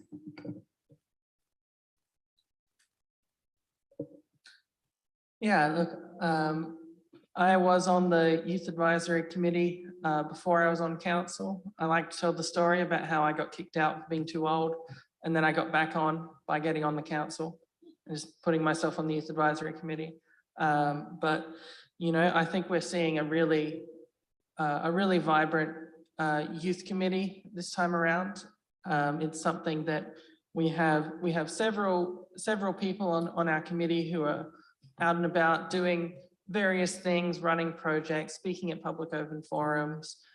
We have one current YAC member and one former YAC member who are running for council, aside from myself. And so we've got, you know, just a really active youth community. And the budget bid, which Jade mentioned, is, I think, it's definitely the biggest thing that's ever come out of the Youth Advisory Committee in terms of, you know, financial impact and being able to proactively say, we would love to have a youth trainee, which has gone really well. And so, you know, back when I was on the youth committee, the biggest thing we probably achieved was stirring up some trouble in the council by pushing forward a motion about the pride flag going onto the Civic Centre. And so that went through the YAC, it passed through the council, but then all these different groups came up saying, you know, we want our flag on there too. And then after a year or two, I think the council just made a new flag policy that said only official flags. So that was my experience, my little experience with power of the Youth Advisory Committee's official status as a Section 41 committee. But yeah, look, I think that the new draft youth development plan will be really good. I was looking at looking through a few of the things that were on there. It had referenced a few sort of obviously old now sort of federal and state plans. And I went and had a look at some of the updated plans from, you know, the federal current youth framework, and it mentioned a few new things such as the impact of COVID on young people, which I think is quite an interesting one. And,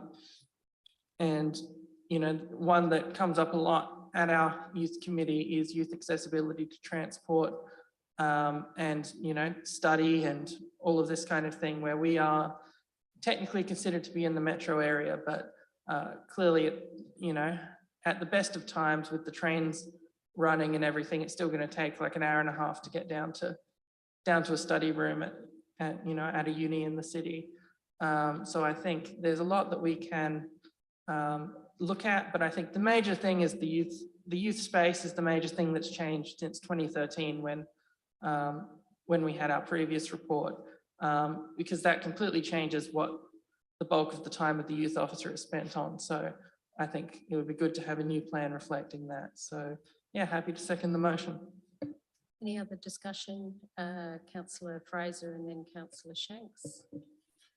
Firstly, I'd like to thank Jade and Abby for their presentation. This is a good example. The youth space is a really good example of how the environment can stimulate people. I think our youth space now, compared to what it used to be when it was in the rec centre, is amazing. And it is actually one of the big success stories of the last 4 years here in the Civic Centre, I think. So I'd just like to congratulate all the youth that are involved in it. Thank you. Councillor Shanks.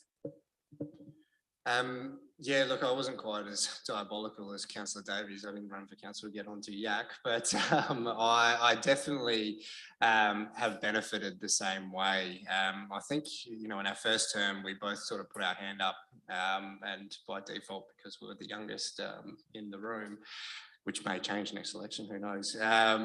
It was a great group to be a part of, and what I learnt through that group and what I'm still learning has just been paramount in being able to make decisions. Even decisions that we talk about, traffic calming, is also based on some youth point of views and engagement levels that I'm seeing from the youth of today that I could quite easily say back when I was 18, 19, I wouldn't have even known what local government, state government, federal government really is. So I think that engagement and that space has really cultivated that positive attitude towards the process and the communication.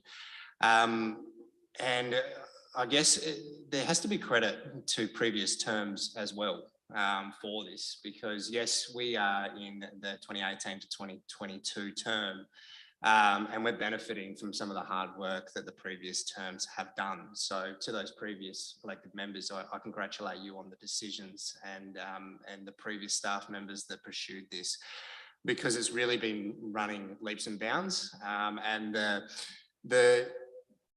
the report that we're acknowledging tonight too, it just really feeds into that appetite that I think we all acknowledge is there. I was talking to another councillor from another council today, and they definitely gave us the recognition on what we're doing with youth and what their council's not. So I think that's a pretty good feather to chuck in your cap as well. So yeah, look, nothing but love for the Youth Advisory Council, and I look forward to the next, I think we've got one more meeting before elections. So I'm looking forward to that last one, and hopefully I can stay on and keep on going. Any other discussion? If not, Councillor Little, you happy for me to put the motion? I'll put that motion. All those in favour, please raise your hands. Carried unanimously. Moving on to 10.4, Gawler River Floodplain Management Authority 221-22 Annual Report. I'd like to welcome Mr. Ian Baldwin, Chairperson of the Gawler River Floodplain Management Authority, who is here to answer questions if there are any questions. Thank you, Ian, for not presenting a presentation. Awesome work. I think it's a really good annual report. Congratulations, Ian, and the authority on your work over the last 12 months. We have a noting report. Are you happy to move that way, Councillor? You may. Yes, I'm happy to do this.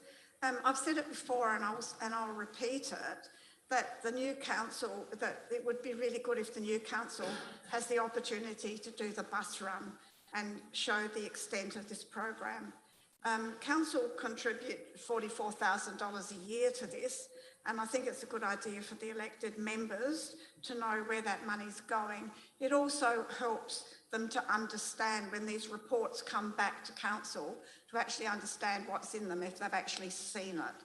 So I won't be on the new committee, on the new council, but I do think it is an excellent idea for them all to see. Thank you. And Councillor Ballalondi, you're happy to second? Thank you. Do you wish to speak at all? Thank you.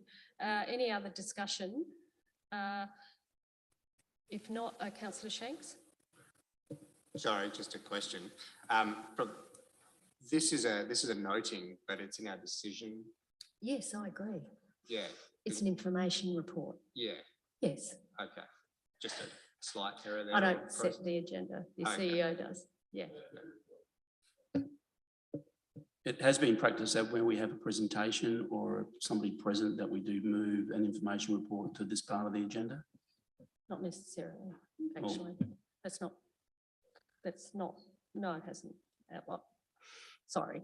Anyway, we agree to disagree there. But you're right, Councillor Shanks. It's a noting report. But thank you for that pickup. Any other discussion? If there's not, Councillor Fraser, are you happy for me to put the motion? Put that motion. All those in favour? Carried unanimously. Thank you, Ian, for coming along. Councillor Hughes, Deputy Mayor Hughes, got your hand up. Yeah, just with 10.5, I'd actually like to move that we defer this, because I think this is a decision for the new council needs to make, and it could have substantial cost issues in whatever way council decides to go. But I think it does sort of it will cost quite a substantial amount of money.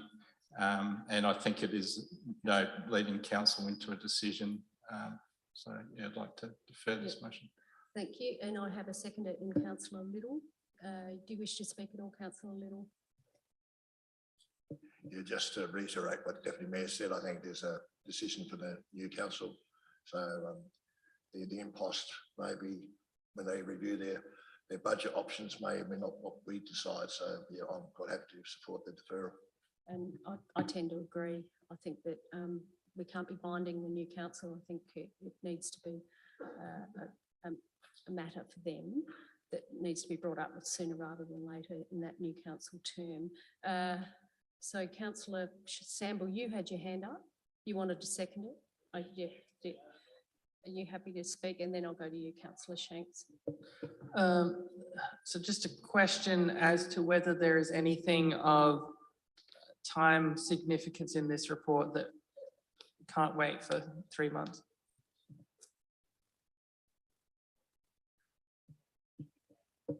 Through the chair, yes, there is a significance in terms of the delay at this point.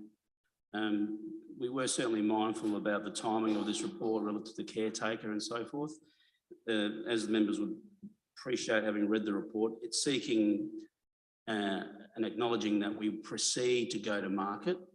We use the next 2 months effectively to get to that point. We then have the consequence of that market testing in terms of what these elements then entail. And then we're intention to then present a report to the new council, possibly in December. By not proceeding now, then there is a real risk that we will not be able to reach the time frame to then get and be in a position to then do the works in the off season next year. So 2 months now in this time frame is quite critical. I'm a little bit concerned about a brand new council in their second meeting having to make a big decision. I think that's a little bit unfair, to be honest. Yeah, it is unfortunate timing. Thank you, CEO, for those comments. Any other discussion? Councillor Shanks, you had your hand up, and then Councillor Kosh, I believe. Yeah, look, I actually had the same question that Cody asked, and the CEO has just cemented exactly what I was fearful of. The report, the way that it sits, is talking about going out to market. It's not committing to a spend because it clearly states the design is not to a point yet to even be able to put a cost to it. $250,000 has definitely been earmarked in the report as a bit of a guesstimate, but the way that I believe the administration want to go out is ask for a couple of options from the market and try to get a couple of almost design and construct solutions that they can report back to. I'm happy with the report, not too happy that the fact we can't go full electric, as I'm sure Tim and Jack would be, but look, I get the economics behind it. I do like the idea of the potential of reducing our emissions by 60%. I think that is a very good point. And I will again remind members how this doesn't commit to the big costing. It's merely going out to market to do those further investigations given the findings of the feasibility that this council has worked on. Now, we're not committing the $250,000, contrary to the last meeting where we committed $379,000 to boundary reform without knowing the actual costs. This is trying to figure out the actual costs of an infrastructure item that was built in the 60s. The boundary reform will be coming back for a decision, so the council will have a decision. They'll be able to make that decision, so I don't think that's quite right. Well, council will make a final decision. It will be coming back to council, so they will know the cost. So that's not quite right. Okay, Councillor Kosh. Yeah, thanks, Mayor. Look, I've read the attachments and I'm quite concerned about what's written in there. For example, if you go to full electric, the cost is actually 50% more than if you use gas, 50% more. We said in our climate emergency plan that we would go to a business case. Now, the business case for me is a cost and return. In this case, there is no return. It's actually 50% more. And it actually says on page I'm having trouble actually getting up the attachment on my screen. I wonder whether Jordan might be able to get it. It's page 210 of 321. I just can't get it up here. Yep.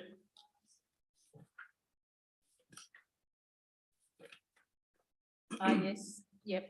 Where it says financial summary. Yeah, because it actually talks about, it says that it is actually more expensive, and the only reason why you'd go down this track is if you want to get zero emissions. Okay, so to me, that's actually telling a very unfortunate story that to get to zero emissions, you've got to spend double what you're spending now. I don't know whether the community is aware of that, because we were actually told we actually said in the climate emergency plan that there would be a reduction in the cost of running the pool, but it's 50% more. So actually, when we actually did the wording around that, I actually wanted them to change that to could be. I think it says could be, but originally it said it would be.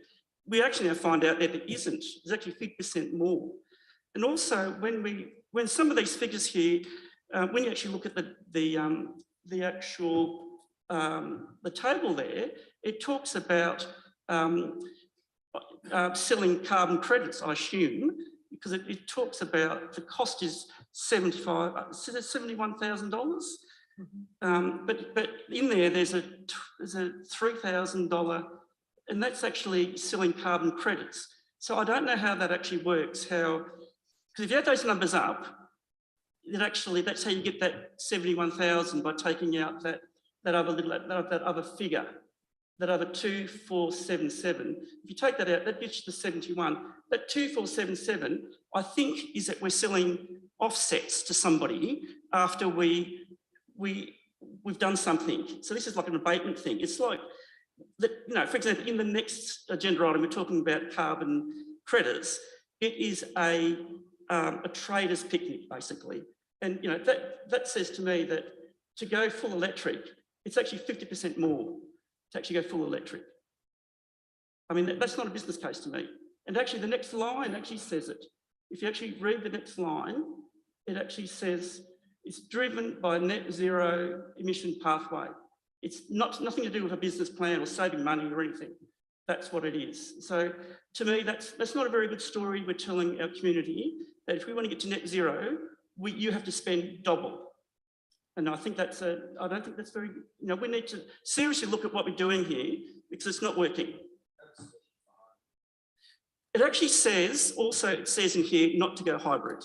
It actually says on page, whatever it is, I've found it here, it actually says I think the executive summary, it says don't go hybrid. It said go full electric.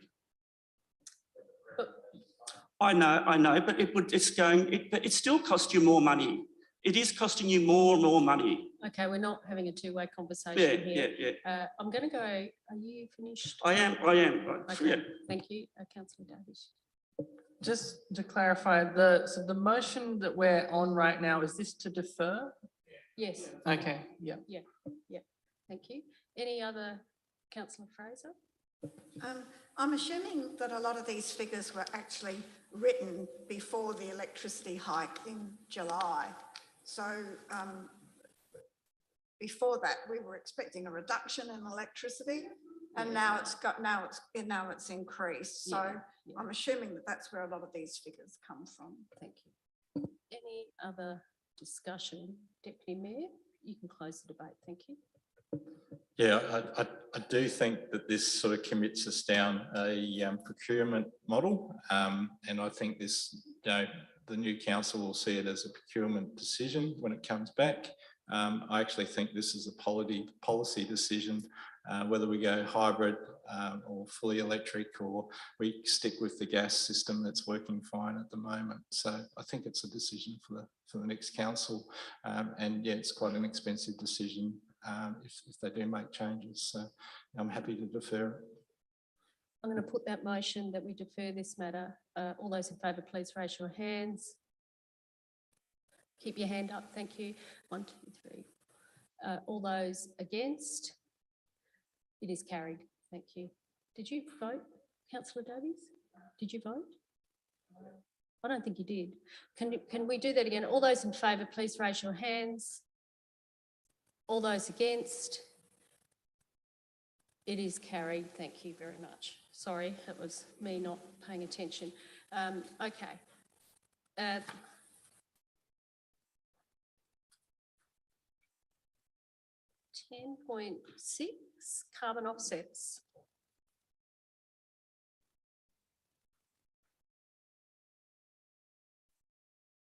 You happy to move that way, Councillor Shanks? Do you wish to speak at all? Yeah, only just quickly. Yeah, look, I think this is important work to be doing. We need to be able to, I guess, know where the goalposts are in this space. I'll be honest, Tim Kelly, I saw all the attachments, I started to peruse them and they weren't a language I speak. But that said, I have had a lot of good conversations with Tim Kelly about this item before, so I am confident to support the recommendation here. Do we have a seconder?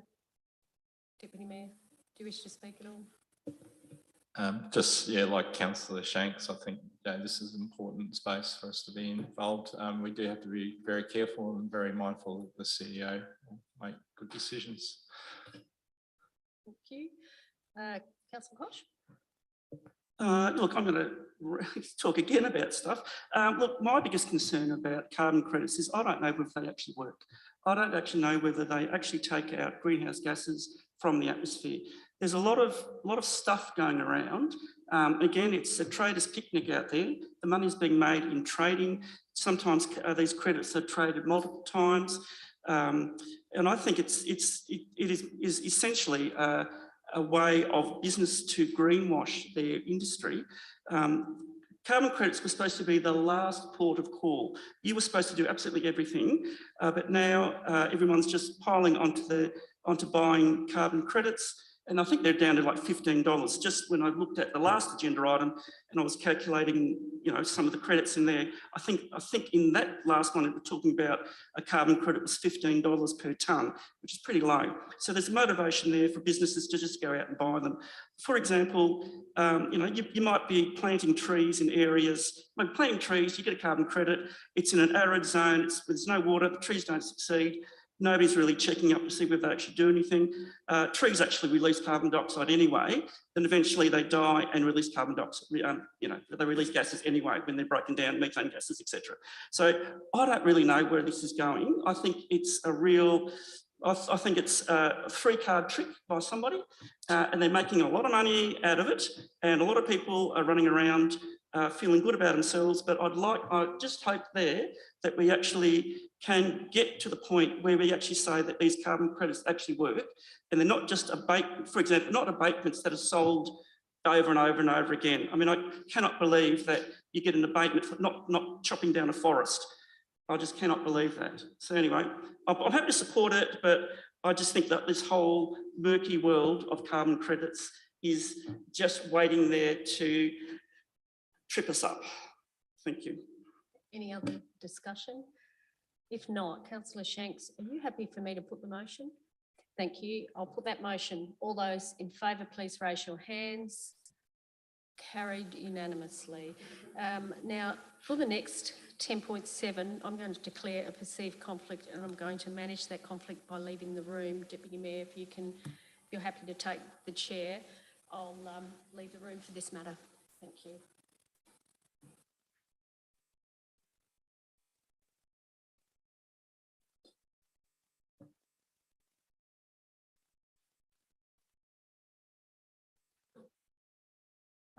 Thanks, Mayor. So we've got to fill in some blanks. We've already had the resolution to support Mayor Karen Redmond in number 2, but whether we do have any suggestions, I think Carolyn Phillips, she's a board member of the Tourism Board, was a board member of, or I think she is still a board member of Netball SA. She actually has on her resume, she's the CEO of Getting Stuff Done from the, and the mayor of one of the Murraylands councils. But yeah, that's probably the only person I know that's got a lot of experience on boards. We do have, Bill O'Brien from the neighbouring board who's a mayor, but he's not involved with any other strategies. But after some suggestions, and yeah, for the last one, we need 2 people to go on the local government finance as well. So does anyone have a motion? Do you have a motion, Councillor? Question? Yep, Sam. Thank you, Mayor David. Maybe somebody could put me straight, is that the elections take place in November, and here we are making a decision about people that are going to be leaders of the local government association and all that sort of thing there. I don't really believe that we have the right to nominate anybody at this particular point in time. Maybe Jordan could maybe tell us or explain, or some person could explain, but to me, it doesn't seem as though it's fitting, because who's elected for next year? No one knows yet. Yeah, thanks, Councillor Sample. That was the same question you asked at the council meeting where we voted Councillor Redmond on, which you didn't vote for her in that decision. But it's exactly the same question. It's the way they do it. And people nominate on that basis and go through the process. And I think majority of the time they actually do get through. So I think it's just the way it's been done. I don't know whether Jordan wants to add anything. I'm happy to clarify through the chair. The LGA fully acknowledges that this is not ideal. However, given that they had 2-year terms for the LGA board positions and LGA president and 4-year terms for council, they have not been able to find a way that's better. Essentially, there is a casual vacancy process under the LGA constitution. So if either the LGA president or any members of Garrick or Sarrock are not successful in the November elections, there will be a secondary ballot that comes through after the November elections. Yeah, okay, thanks, Jordan. So yeah, from the floor, I'm after some suggestions to fill in the blanks, please, from any councillors. Councillor Shanks.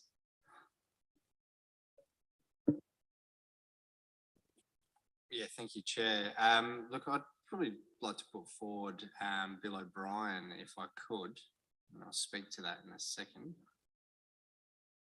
Yeah, so I'm putting forward Bill because I know he is running for the position again, and as Jordan pointed out, if he's not successful, then there will be a by-election there. I'm like Councillor Sample. I think this is ridiculous that we're making these sorts of decisions purely because someone can't figure out that we just need to move it a month.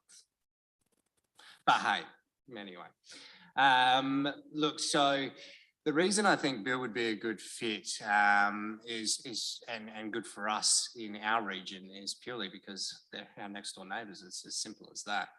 I think there are real parallels that can be drawn between what Gawler residents deal with and what Light residents deal with. I mean, we're having continuous conversations about people in Hewitt being in Light, Gawler Belt, etc. I just see the value there of having a chair on the regional side, being in a close proximity to us and knowing our local community the way that I'm sure Bill and the Light councillors, the way that Bill does. In the same way that, you know, we would like to see our mayor, our current mayor, sit in the Garrock, because I think she would be a good advocate for us as well. So yeah, that's why I'm putting forward Bill. I don't have anyone for 3 though, so I'm not sure how that looks. For 3, it's difficult. I don't think we should be appointing a CEO of a council. I think that's a busy enough role. But we do have Nigel Graves, who's a Light Council finance manager.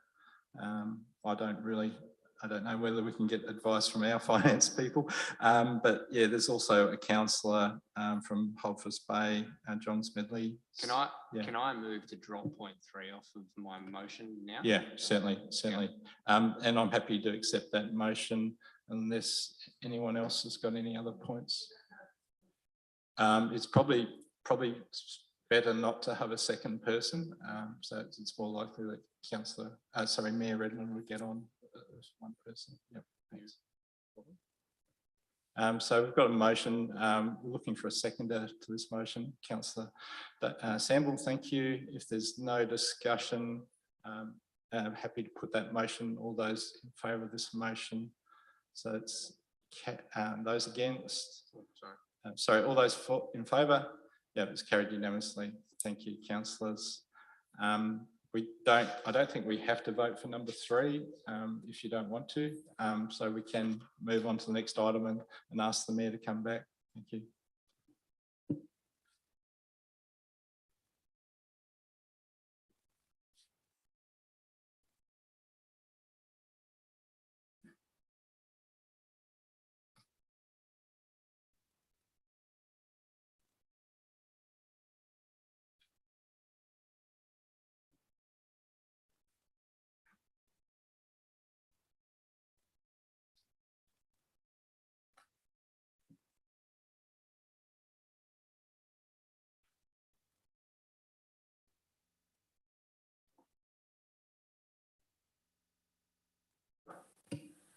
Okay, 11.1, assistance to transition online and access to information.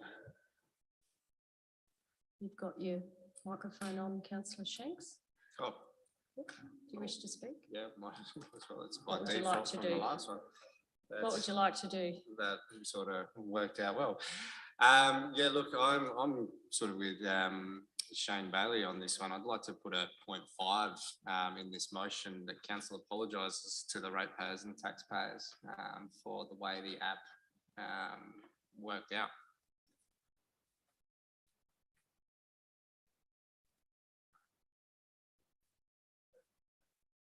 What's the implications of that, CEO? I'm a bit concerned about that.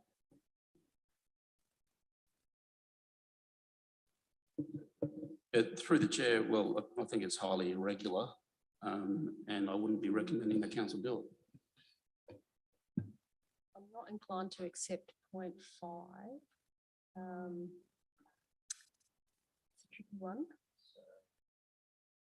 Apologise to her about the implementation of the app. I just think it puts council at risk, potentially. And we don't know what that risk is. And I'm a little bit concerned that it puts council at risk. And as chair, I have a role to ensure that doesn't occur. So I'm not going to accept 0.8. I apologise, Councillor Shanks. I appreciate the sentiment.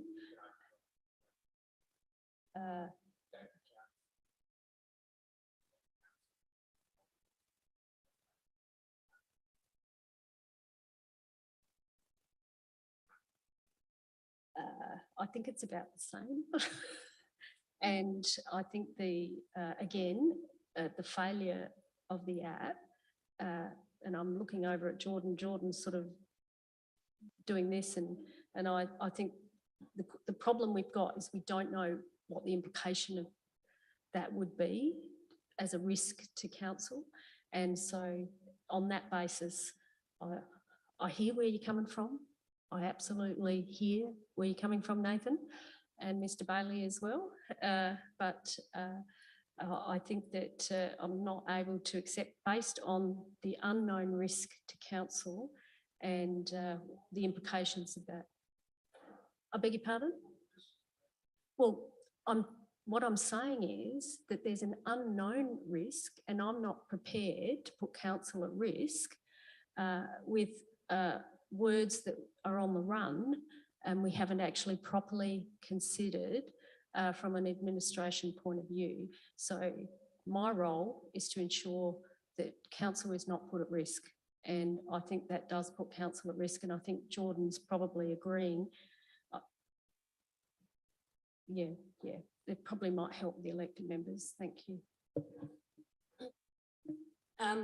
We have received advice around similar motions in the past where there is, and I think that, you know, acknowledging something disappointing in the community is absolutely fine. However, when you put words like this, there is potential legal liability that you open council up to. So if someone can turn around and say, well, I suffered XYZ financial loss because of the app, and you acknowledged in this council motion that it failed or that you apologise, or it may open potential legal liabilities. As you're aware, I've only been here for a few months. I don't know the full history of the app and every single person that's been involved, but I would caution putting that type of language within a council motion. So I'm not able to accept point 8. I'm sorry, Nathan, on that basis. Sorry.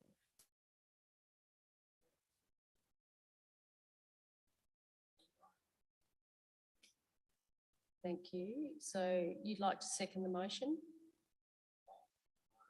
You'd like to speak? Yeah, sure, no problem.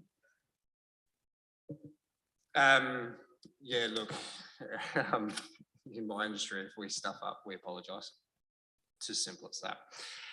But look, I acknowledge the little idiosyncrasies that we have to deal with in local government, and I won't stop banging my head against the wall, but I'm my own worst enemy because I'm running again. So, look, I think there's a multi-layers to what's going on here. This is a noting report, but there's still work to be done here. So much more work to be done here. The collaboration with the Gawler Business Development Group is a good start, and something that has been ongoing. And I reckon we need to build on that even better again. The RDA collaboration as well, neighbouring councils, etc. I think we still need to really focus in on that space. But where the frustrations come, why I'm trying to add a 0.5 in here, is because we did commission something that failed. And there's no hiding from that. And we will be reminded of that. And the legal liabilities of what that leaves us open for doesn't change the fact that we took $350,000 and allocated it to a town app that we have now had to decommission. It's as simple as building a building that didn't work and having to demolish it again. I can't put it any more simply.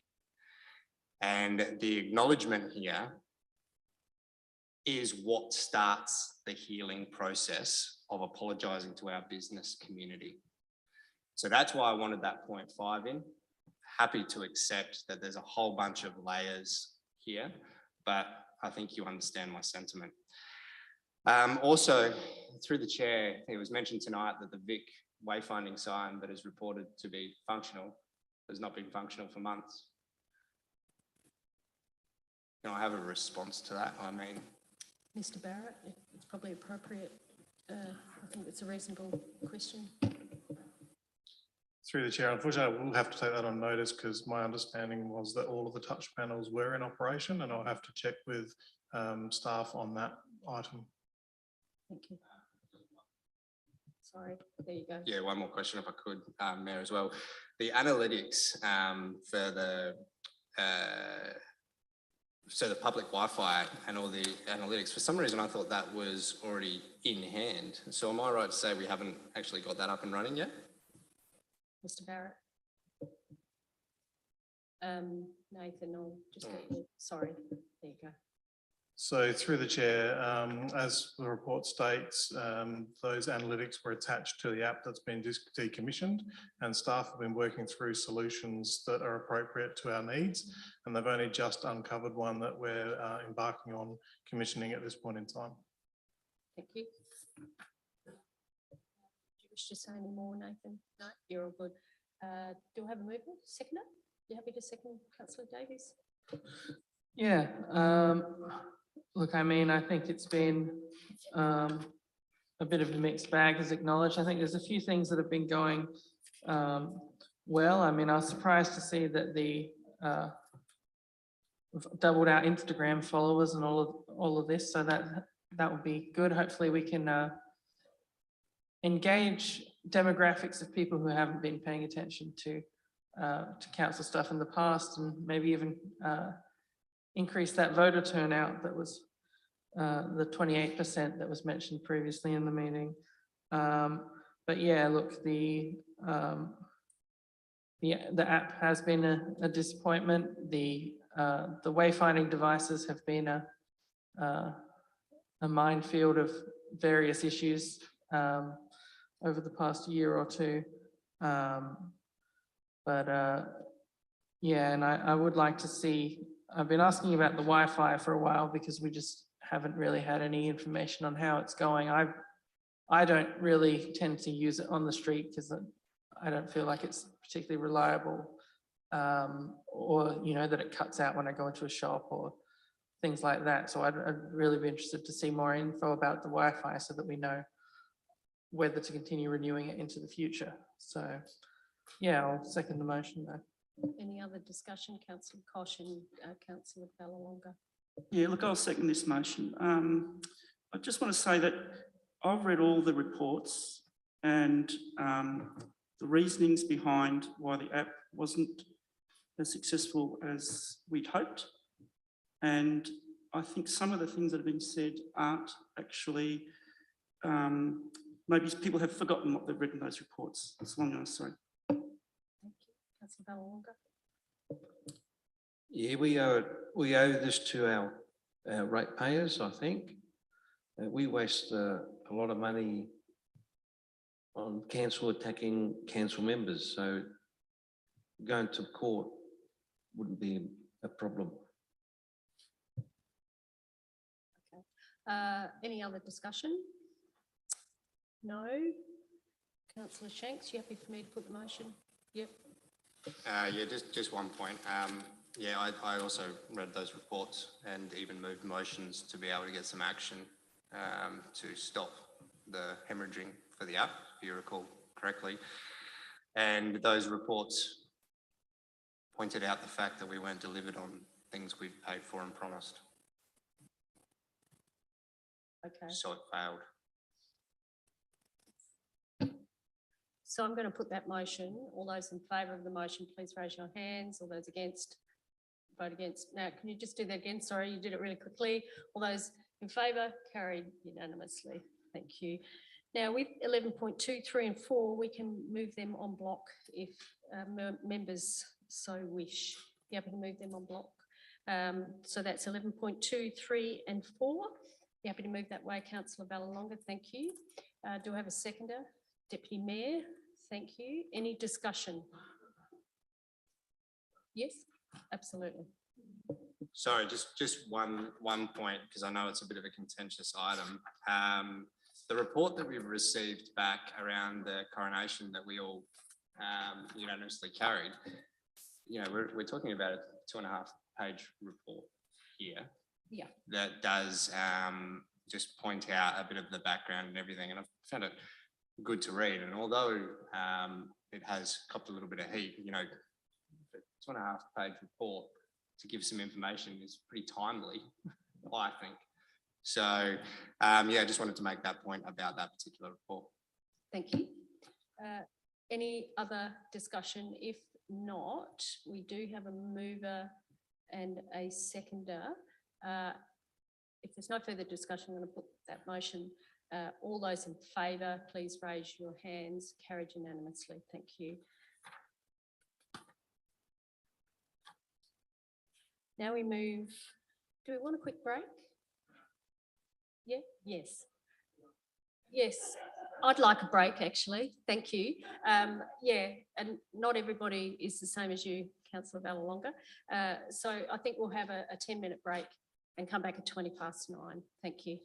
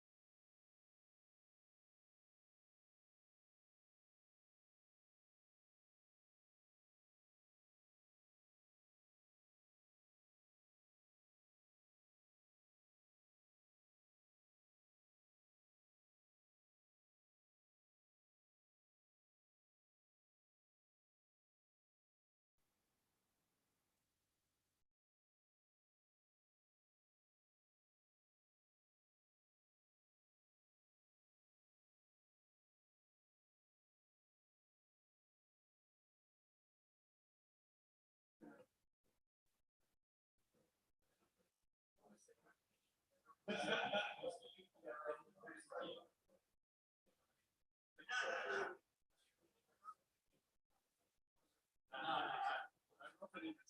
right, we might get moving, everyone. Everyone could take their seats. Thank you. We'll get cracking on this. We've had a couple of people leave.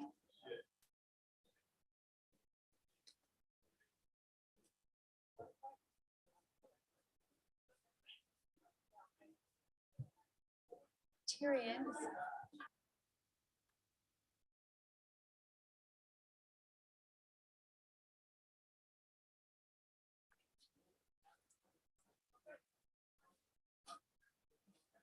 Okay. So I'm on now. Councillor Kelvin Goldstone has gone home, and so has Councillor Vallalonga. So recommendations from Audit and Risk Committee held on the 6th of September, and I'm on page 78 of our agenda. So we have some motions made under delegated authority. That is on that first page. Happy to move that way. Thank you, Councillor Davies. That's moved by Councillor Davies, seconded by Councillor Fraser. All those in favour? Carried unanimously. Thank you. So we're moving over to 79. Page 79, we've got Risk Management Framework Review. You happy to move that way, Councillor Fraser? Thank you. And moved, seconded by Deputy Mayor. If there's no further discussion, I'll put that motion. All those in favour? Carried unanimously. Thank you. Audit and Risk Committee Annual Report. You happy to move that way, Councillor Fraser? Thank you. Seconded by Councillor Little. All those in favour, please raise your hands. Carried unanimously. Thank you. Policy reviews, we've got community loans as amended, corporate purchase card as amended. Yes? First, I'm having trouble getting the attachments, but I'd like to look on page 303 of 321. You could. I just can't find it in the hub, that's all. Oh, right. So it's the policy. Yeah.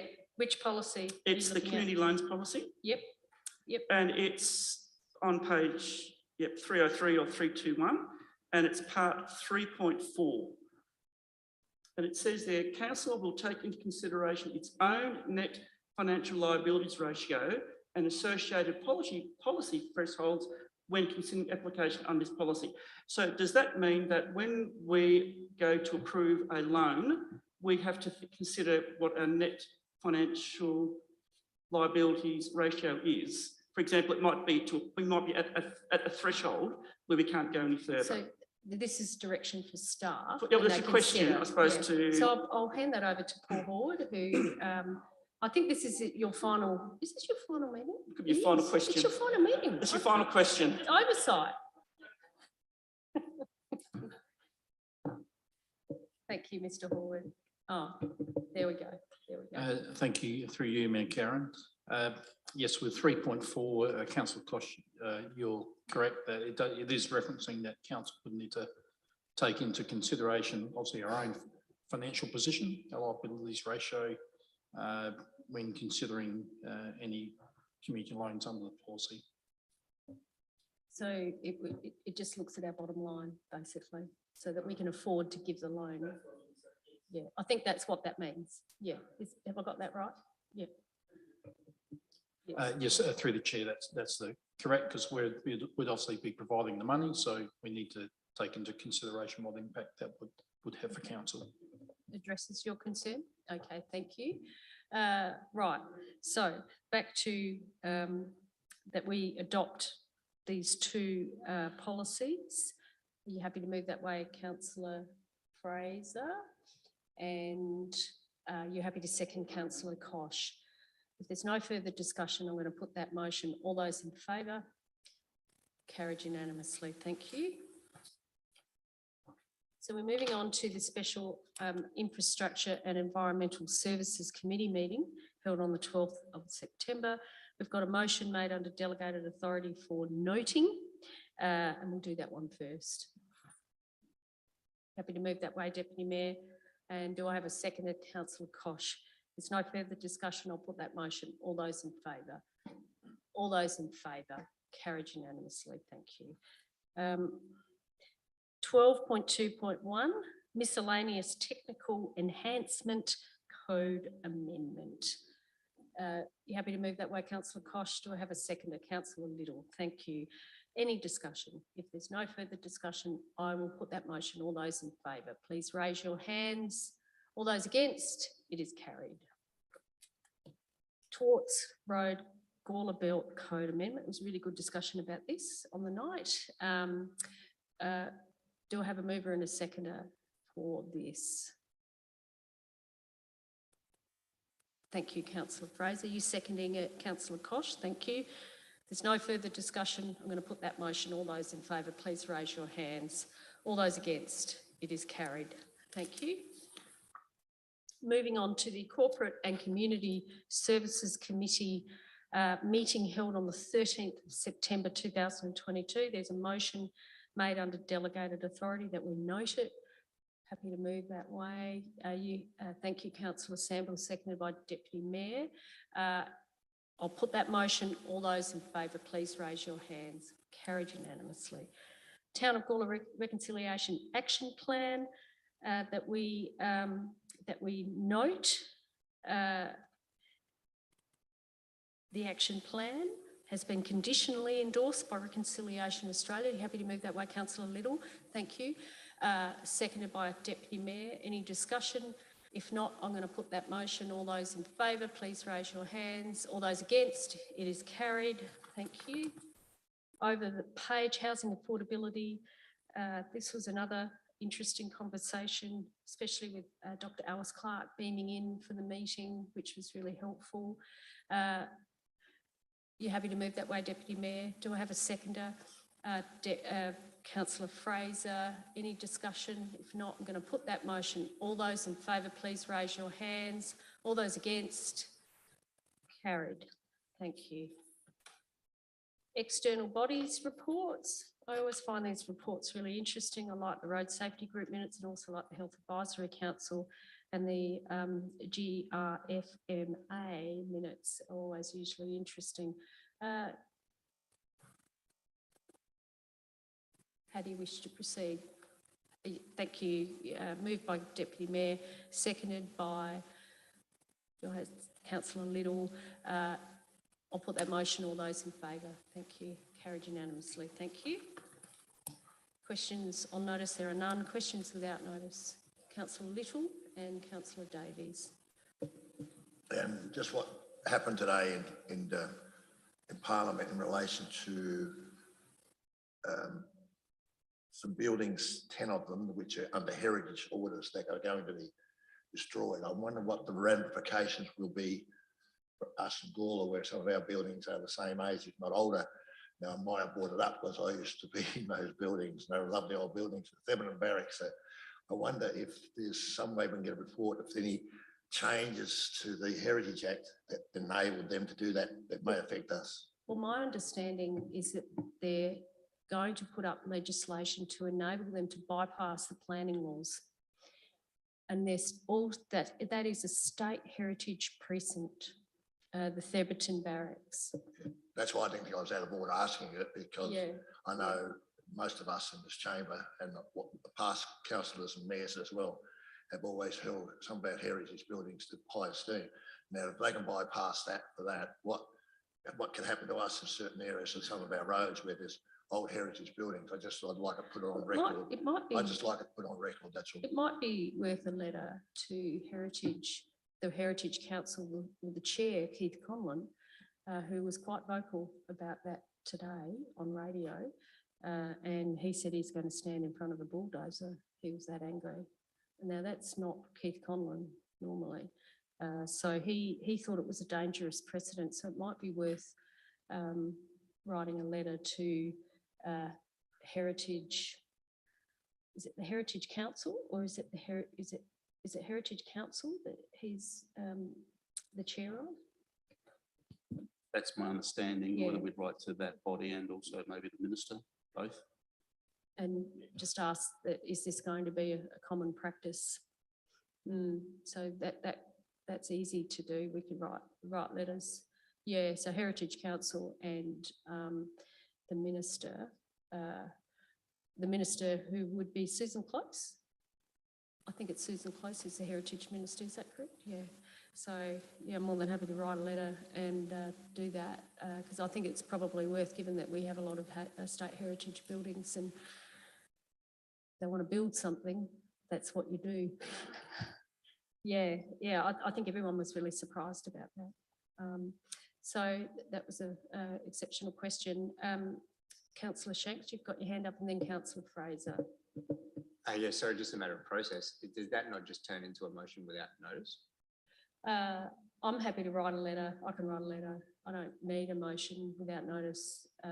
If you're happy to do a motion without notice that gives me authorisation to write letters, I'm happy to do that too. Thank you. Councillor Fraser. Yes, I was just wondering if my apology can be tabled in the minutes, please. That would be a motion. So Oh, we might, but we'll get to that with Okay. motions without notice, and we could potentially have a couple of motions without notice. Did you have your hand up, Councillor Davies? Oh, yeah. So firstly, just clarification on the Heritage Minister thing. Is that just the Minister for Planning? Is that Nick Champion? I think there's a separate Minister for Heritage, and I think it's Susan Close. Yeah, there's a Heritage Act, Heritage Places Act. Yeah. Yeah, so I think they've actually split that. I mean, it could be the Minister for Plan or relevant ministers. Yeah. All right. And my other question was just if, on the topic of heritage, if there's any update on the walls that staff would like to give. You got an update on the walls? Wendy? I noticed that there's bunting everywhere. So obviously you want me to talk about Piney Park Wall. Okay, I know that it's generated a lot of interest and a lot of questions and some confusion. I might just, can I start back at the beginning of this? Not too long, I won't because go it is too long. late. Yeah. But look, I understand that there's some conjecture by people about whether the wall is or isn't moving. Based on questions from people, including the public, that were concerned that the wall was moving, we engaged with State Heritage to have a formal assessment done by one of their recommended State Heritage structural engineers. Look, on the face of it, when they first had a look, they said, oh, look, we think it's okay, but we'll go back and do our calculations. After doing their calculations, they came back and said, no, this is at risk, it needs to be propped. We have engaged these engineers to do the propping design, and in parallel, we've engaged them to do the remediation design for the wall. The intent is that the wall will be remediated once we can propose a solution and costings back to council. The problem is we can't actually do the remediation design work until we have done some testing in the soil behind the wall, and it's actually not possible to do that testing until the wall is propped because it puts the wall at further risk. So obviously the propping is underway at the moment through a procurement process. We've engaged Camco to do that work for us. The propping that you're seeing at the moment, or you would have seen before they put the hoarding up, that's the first stage of the propping. On Thursday, they're going to do a test pit behind the wall and find out some more information about what the soil is actually doing. Pending the outcomes of that, if it's all fine, the propping will stay as it is. All the traffic management will disappear and the hoarding will stay up while we're coming up with our remediation design costing, and we'll bring that back to council as quickly as we can. If the testing they do on Thursday indicates that it's worse than they think, there is a second part of propping that will happen, and they'll do that early next week. So there'll be another set of traffic management. Again, we're trying to do it as best possible to minimise impact to the public. But as soon as that was done, the VMS boards will go and any traffic management will go and traffic will continue.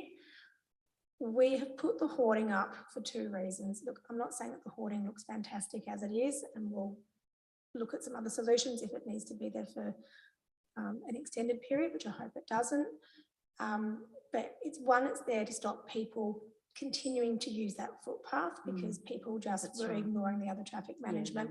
And the reality is there is a risk that there could be a failure of the wall, and that could be catastrophic in terms of a public incident. And also too, the hoarding is there to try to minimise the visual impact of the concrete blocks that are part of the So how long propping. do you think that hoarding will be there for? I honestly cannot answer that question yet. I need to see what comes out from the design process and what the options are and present those costings back to the new council. To the new council? Weren't we getting a report in October? Well, the report in October was really going to summarise what I've just summarised there verbally. Okay. Look, if I can get a design done that quickly, I will get it back, but I can't commit to that at this point. So it could be 12 months. I'm certainly hoping it won't be that. I think we can have a design within 3 months and costings, but obviously that will have to come back to council for consideration. Okay, thank you, Wendy. Councillor Shanks. Just on that, I've had a few business point out they weren't consulted on what was going on there. In the contrary to that, I also know a business that boundaries that and with the Exchange Hotel who was told about it, so that's good. But what consultation, I guess, was happened in the area just to let people know what was going on in the space? Thank you, Wendy. Through the chair, so as part of our engagement with CAMCO, we had agreed what the advising letter drop perimeter was going to be for these works, and it included all the businesses both adjacent to the direct site, across the road from the site, so up past Finner Street, just across the road where the Delizia Cafe is as well, and for the local residents closest on Union Street. Now, I know that the letter went out last Wednesday, but for some reason, and I've also spoken to some of those businesses on the western side of Murray Street, they don't seem to have received it, and I'm still trying to unravel how that could possibly have happened when they're obviously key stakeholders. So look, I'm happy to take the blame for that. I really so don't the know letter what's did happened. go out, but they didn't receive it. Yeah. Yeah, So at least the letter went out. That, you know. Well, I know that letters did go out, and that the people on the eastern side have received it, and I just don't know what's happened with those western businesses. I like my it's sincerest really, apologies, because it's really quite important that those businesses and residents are kept well informed, and it might be something that council need to talk with them rather than just a letter. If the letter isn't getting there. I agree, and I take full responsibility for that. Thank you, Wendy. Okay, so we'll move on. Oh yes, Councillor Samble. Well, it's not a question, it's a comment. I'd just like to thank council and with the support, especially Bryce Norton and Jack, for helping or assisting to what looked as though it was going to be a pretty bad day for the Gawler swap meet. The Gawler swap meet in the period of time from opening the gates at 6 o'clock until midday made $18,000, and it's a pretty good effort. And we had in the vicinity of around about 15 volunteers that organised things. It certainly had a huge attendance. I've been on about the fact they only charge $5 for people to come in, which should be $10 nowadays with the amount of effort that goes into it. And the stall holders there were only half of previous years, but that was because I think they thought it was going to rain and there's a problem. But the support given by staff and the grounds the way they were, just want to say thanks very much on behalf of the Car Club. Thank you. Okay, so motions without notice. Now we had somebody want to move that the Mayor writes letters to relevant ministers in regard to the recent announcement, to relevant ministers with respect to the recent announcement of the new site. No, it's not changes to the Heritage Act. It hasn't been, nothing's been done yet. The recent announcement of the Women's and Children's Hospital, and in particular, the new site. Well, I think that covers it. To the relevant ministers with respect to the recent announcement of the new Women's and Children's and the new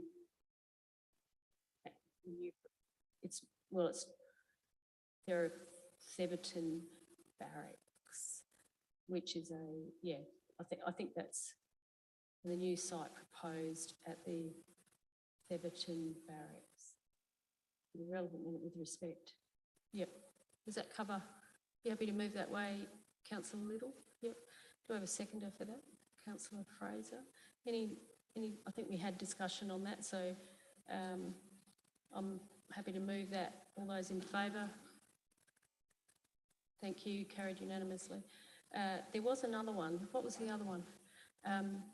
Oh, yes. Would you like to move that? Yeah.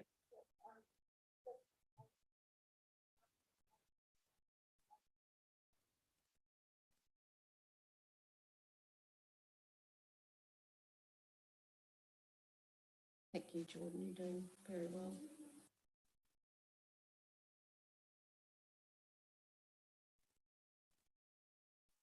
Thank you. So that's moved by Councillor Fraser. Do I have a seconder for that? Are you happy to second Councillor Kosh? Is there any discussion on that?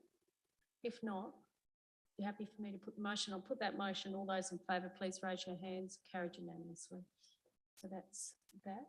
So we move on to council member attendances. I went to Trinity College on Sunday to the cadets open, well, it was a field day, and there were over 170 cadets there, 300 volunteers right across the state.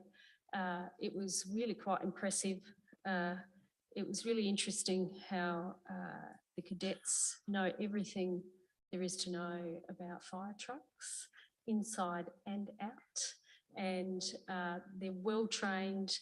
They were all really excited to be there, and I think they showed me around really quite beautifully, and I really thank them for that.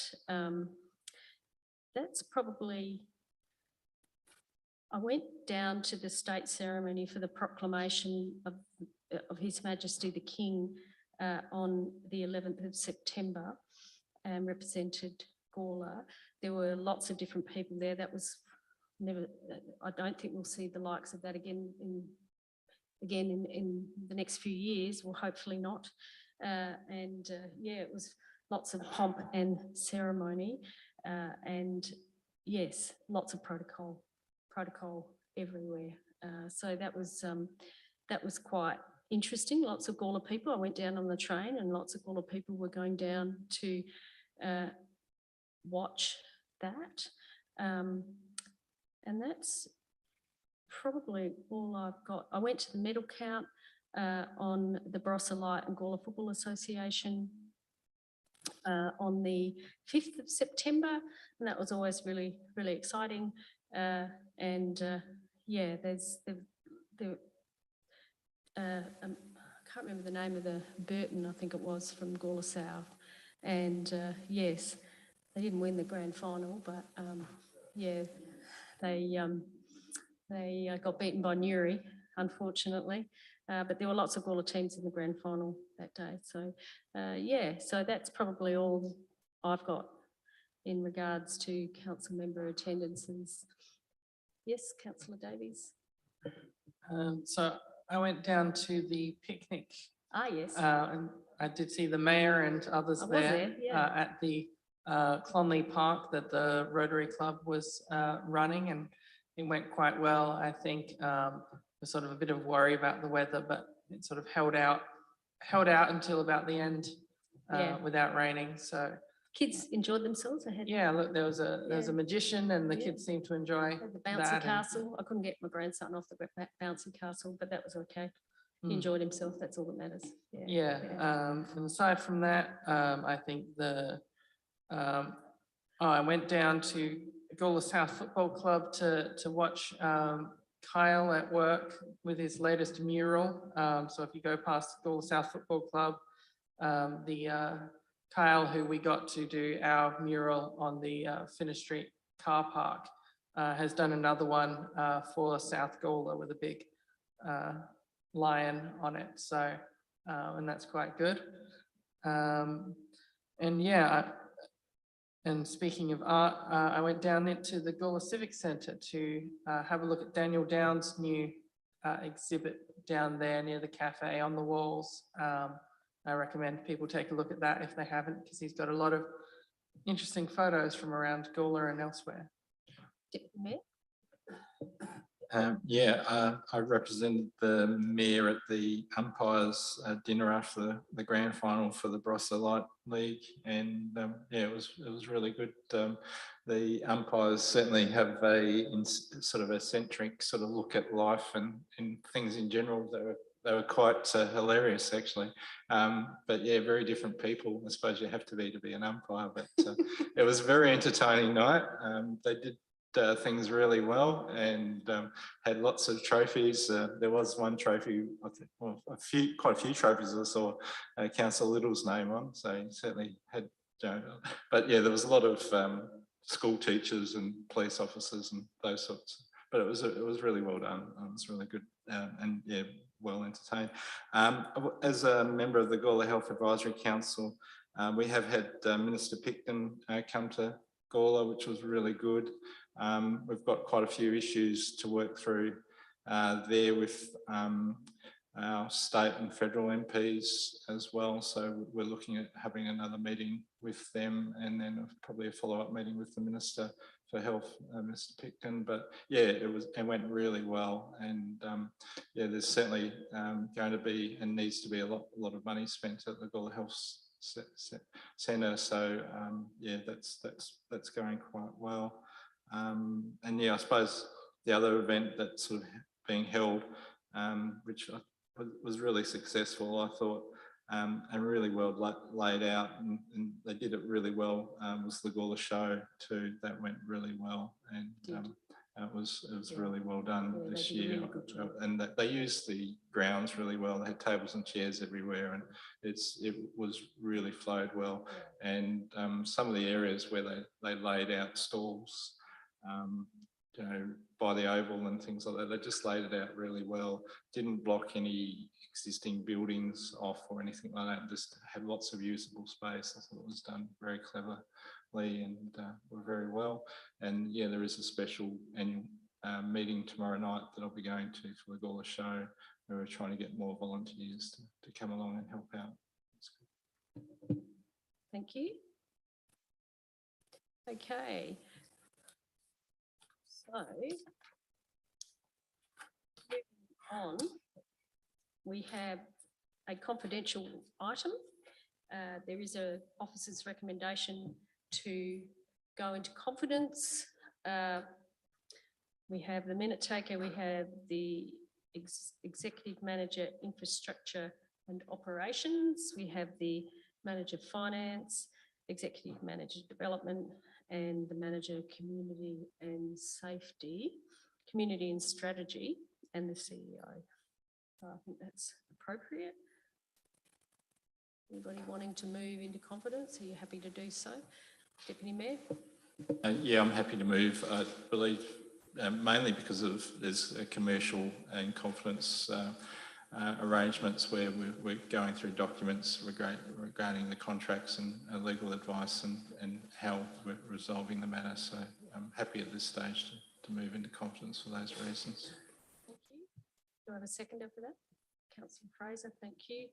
There's no further discussion. I'm going to put that motion. All those in favour, please raise your hands. Carried unanimously.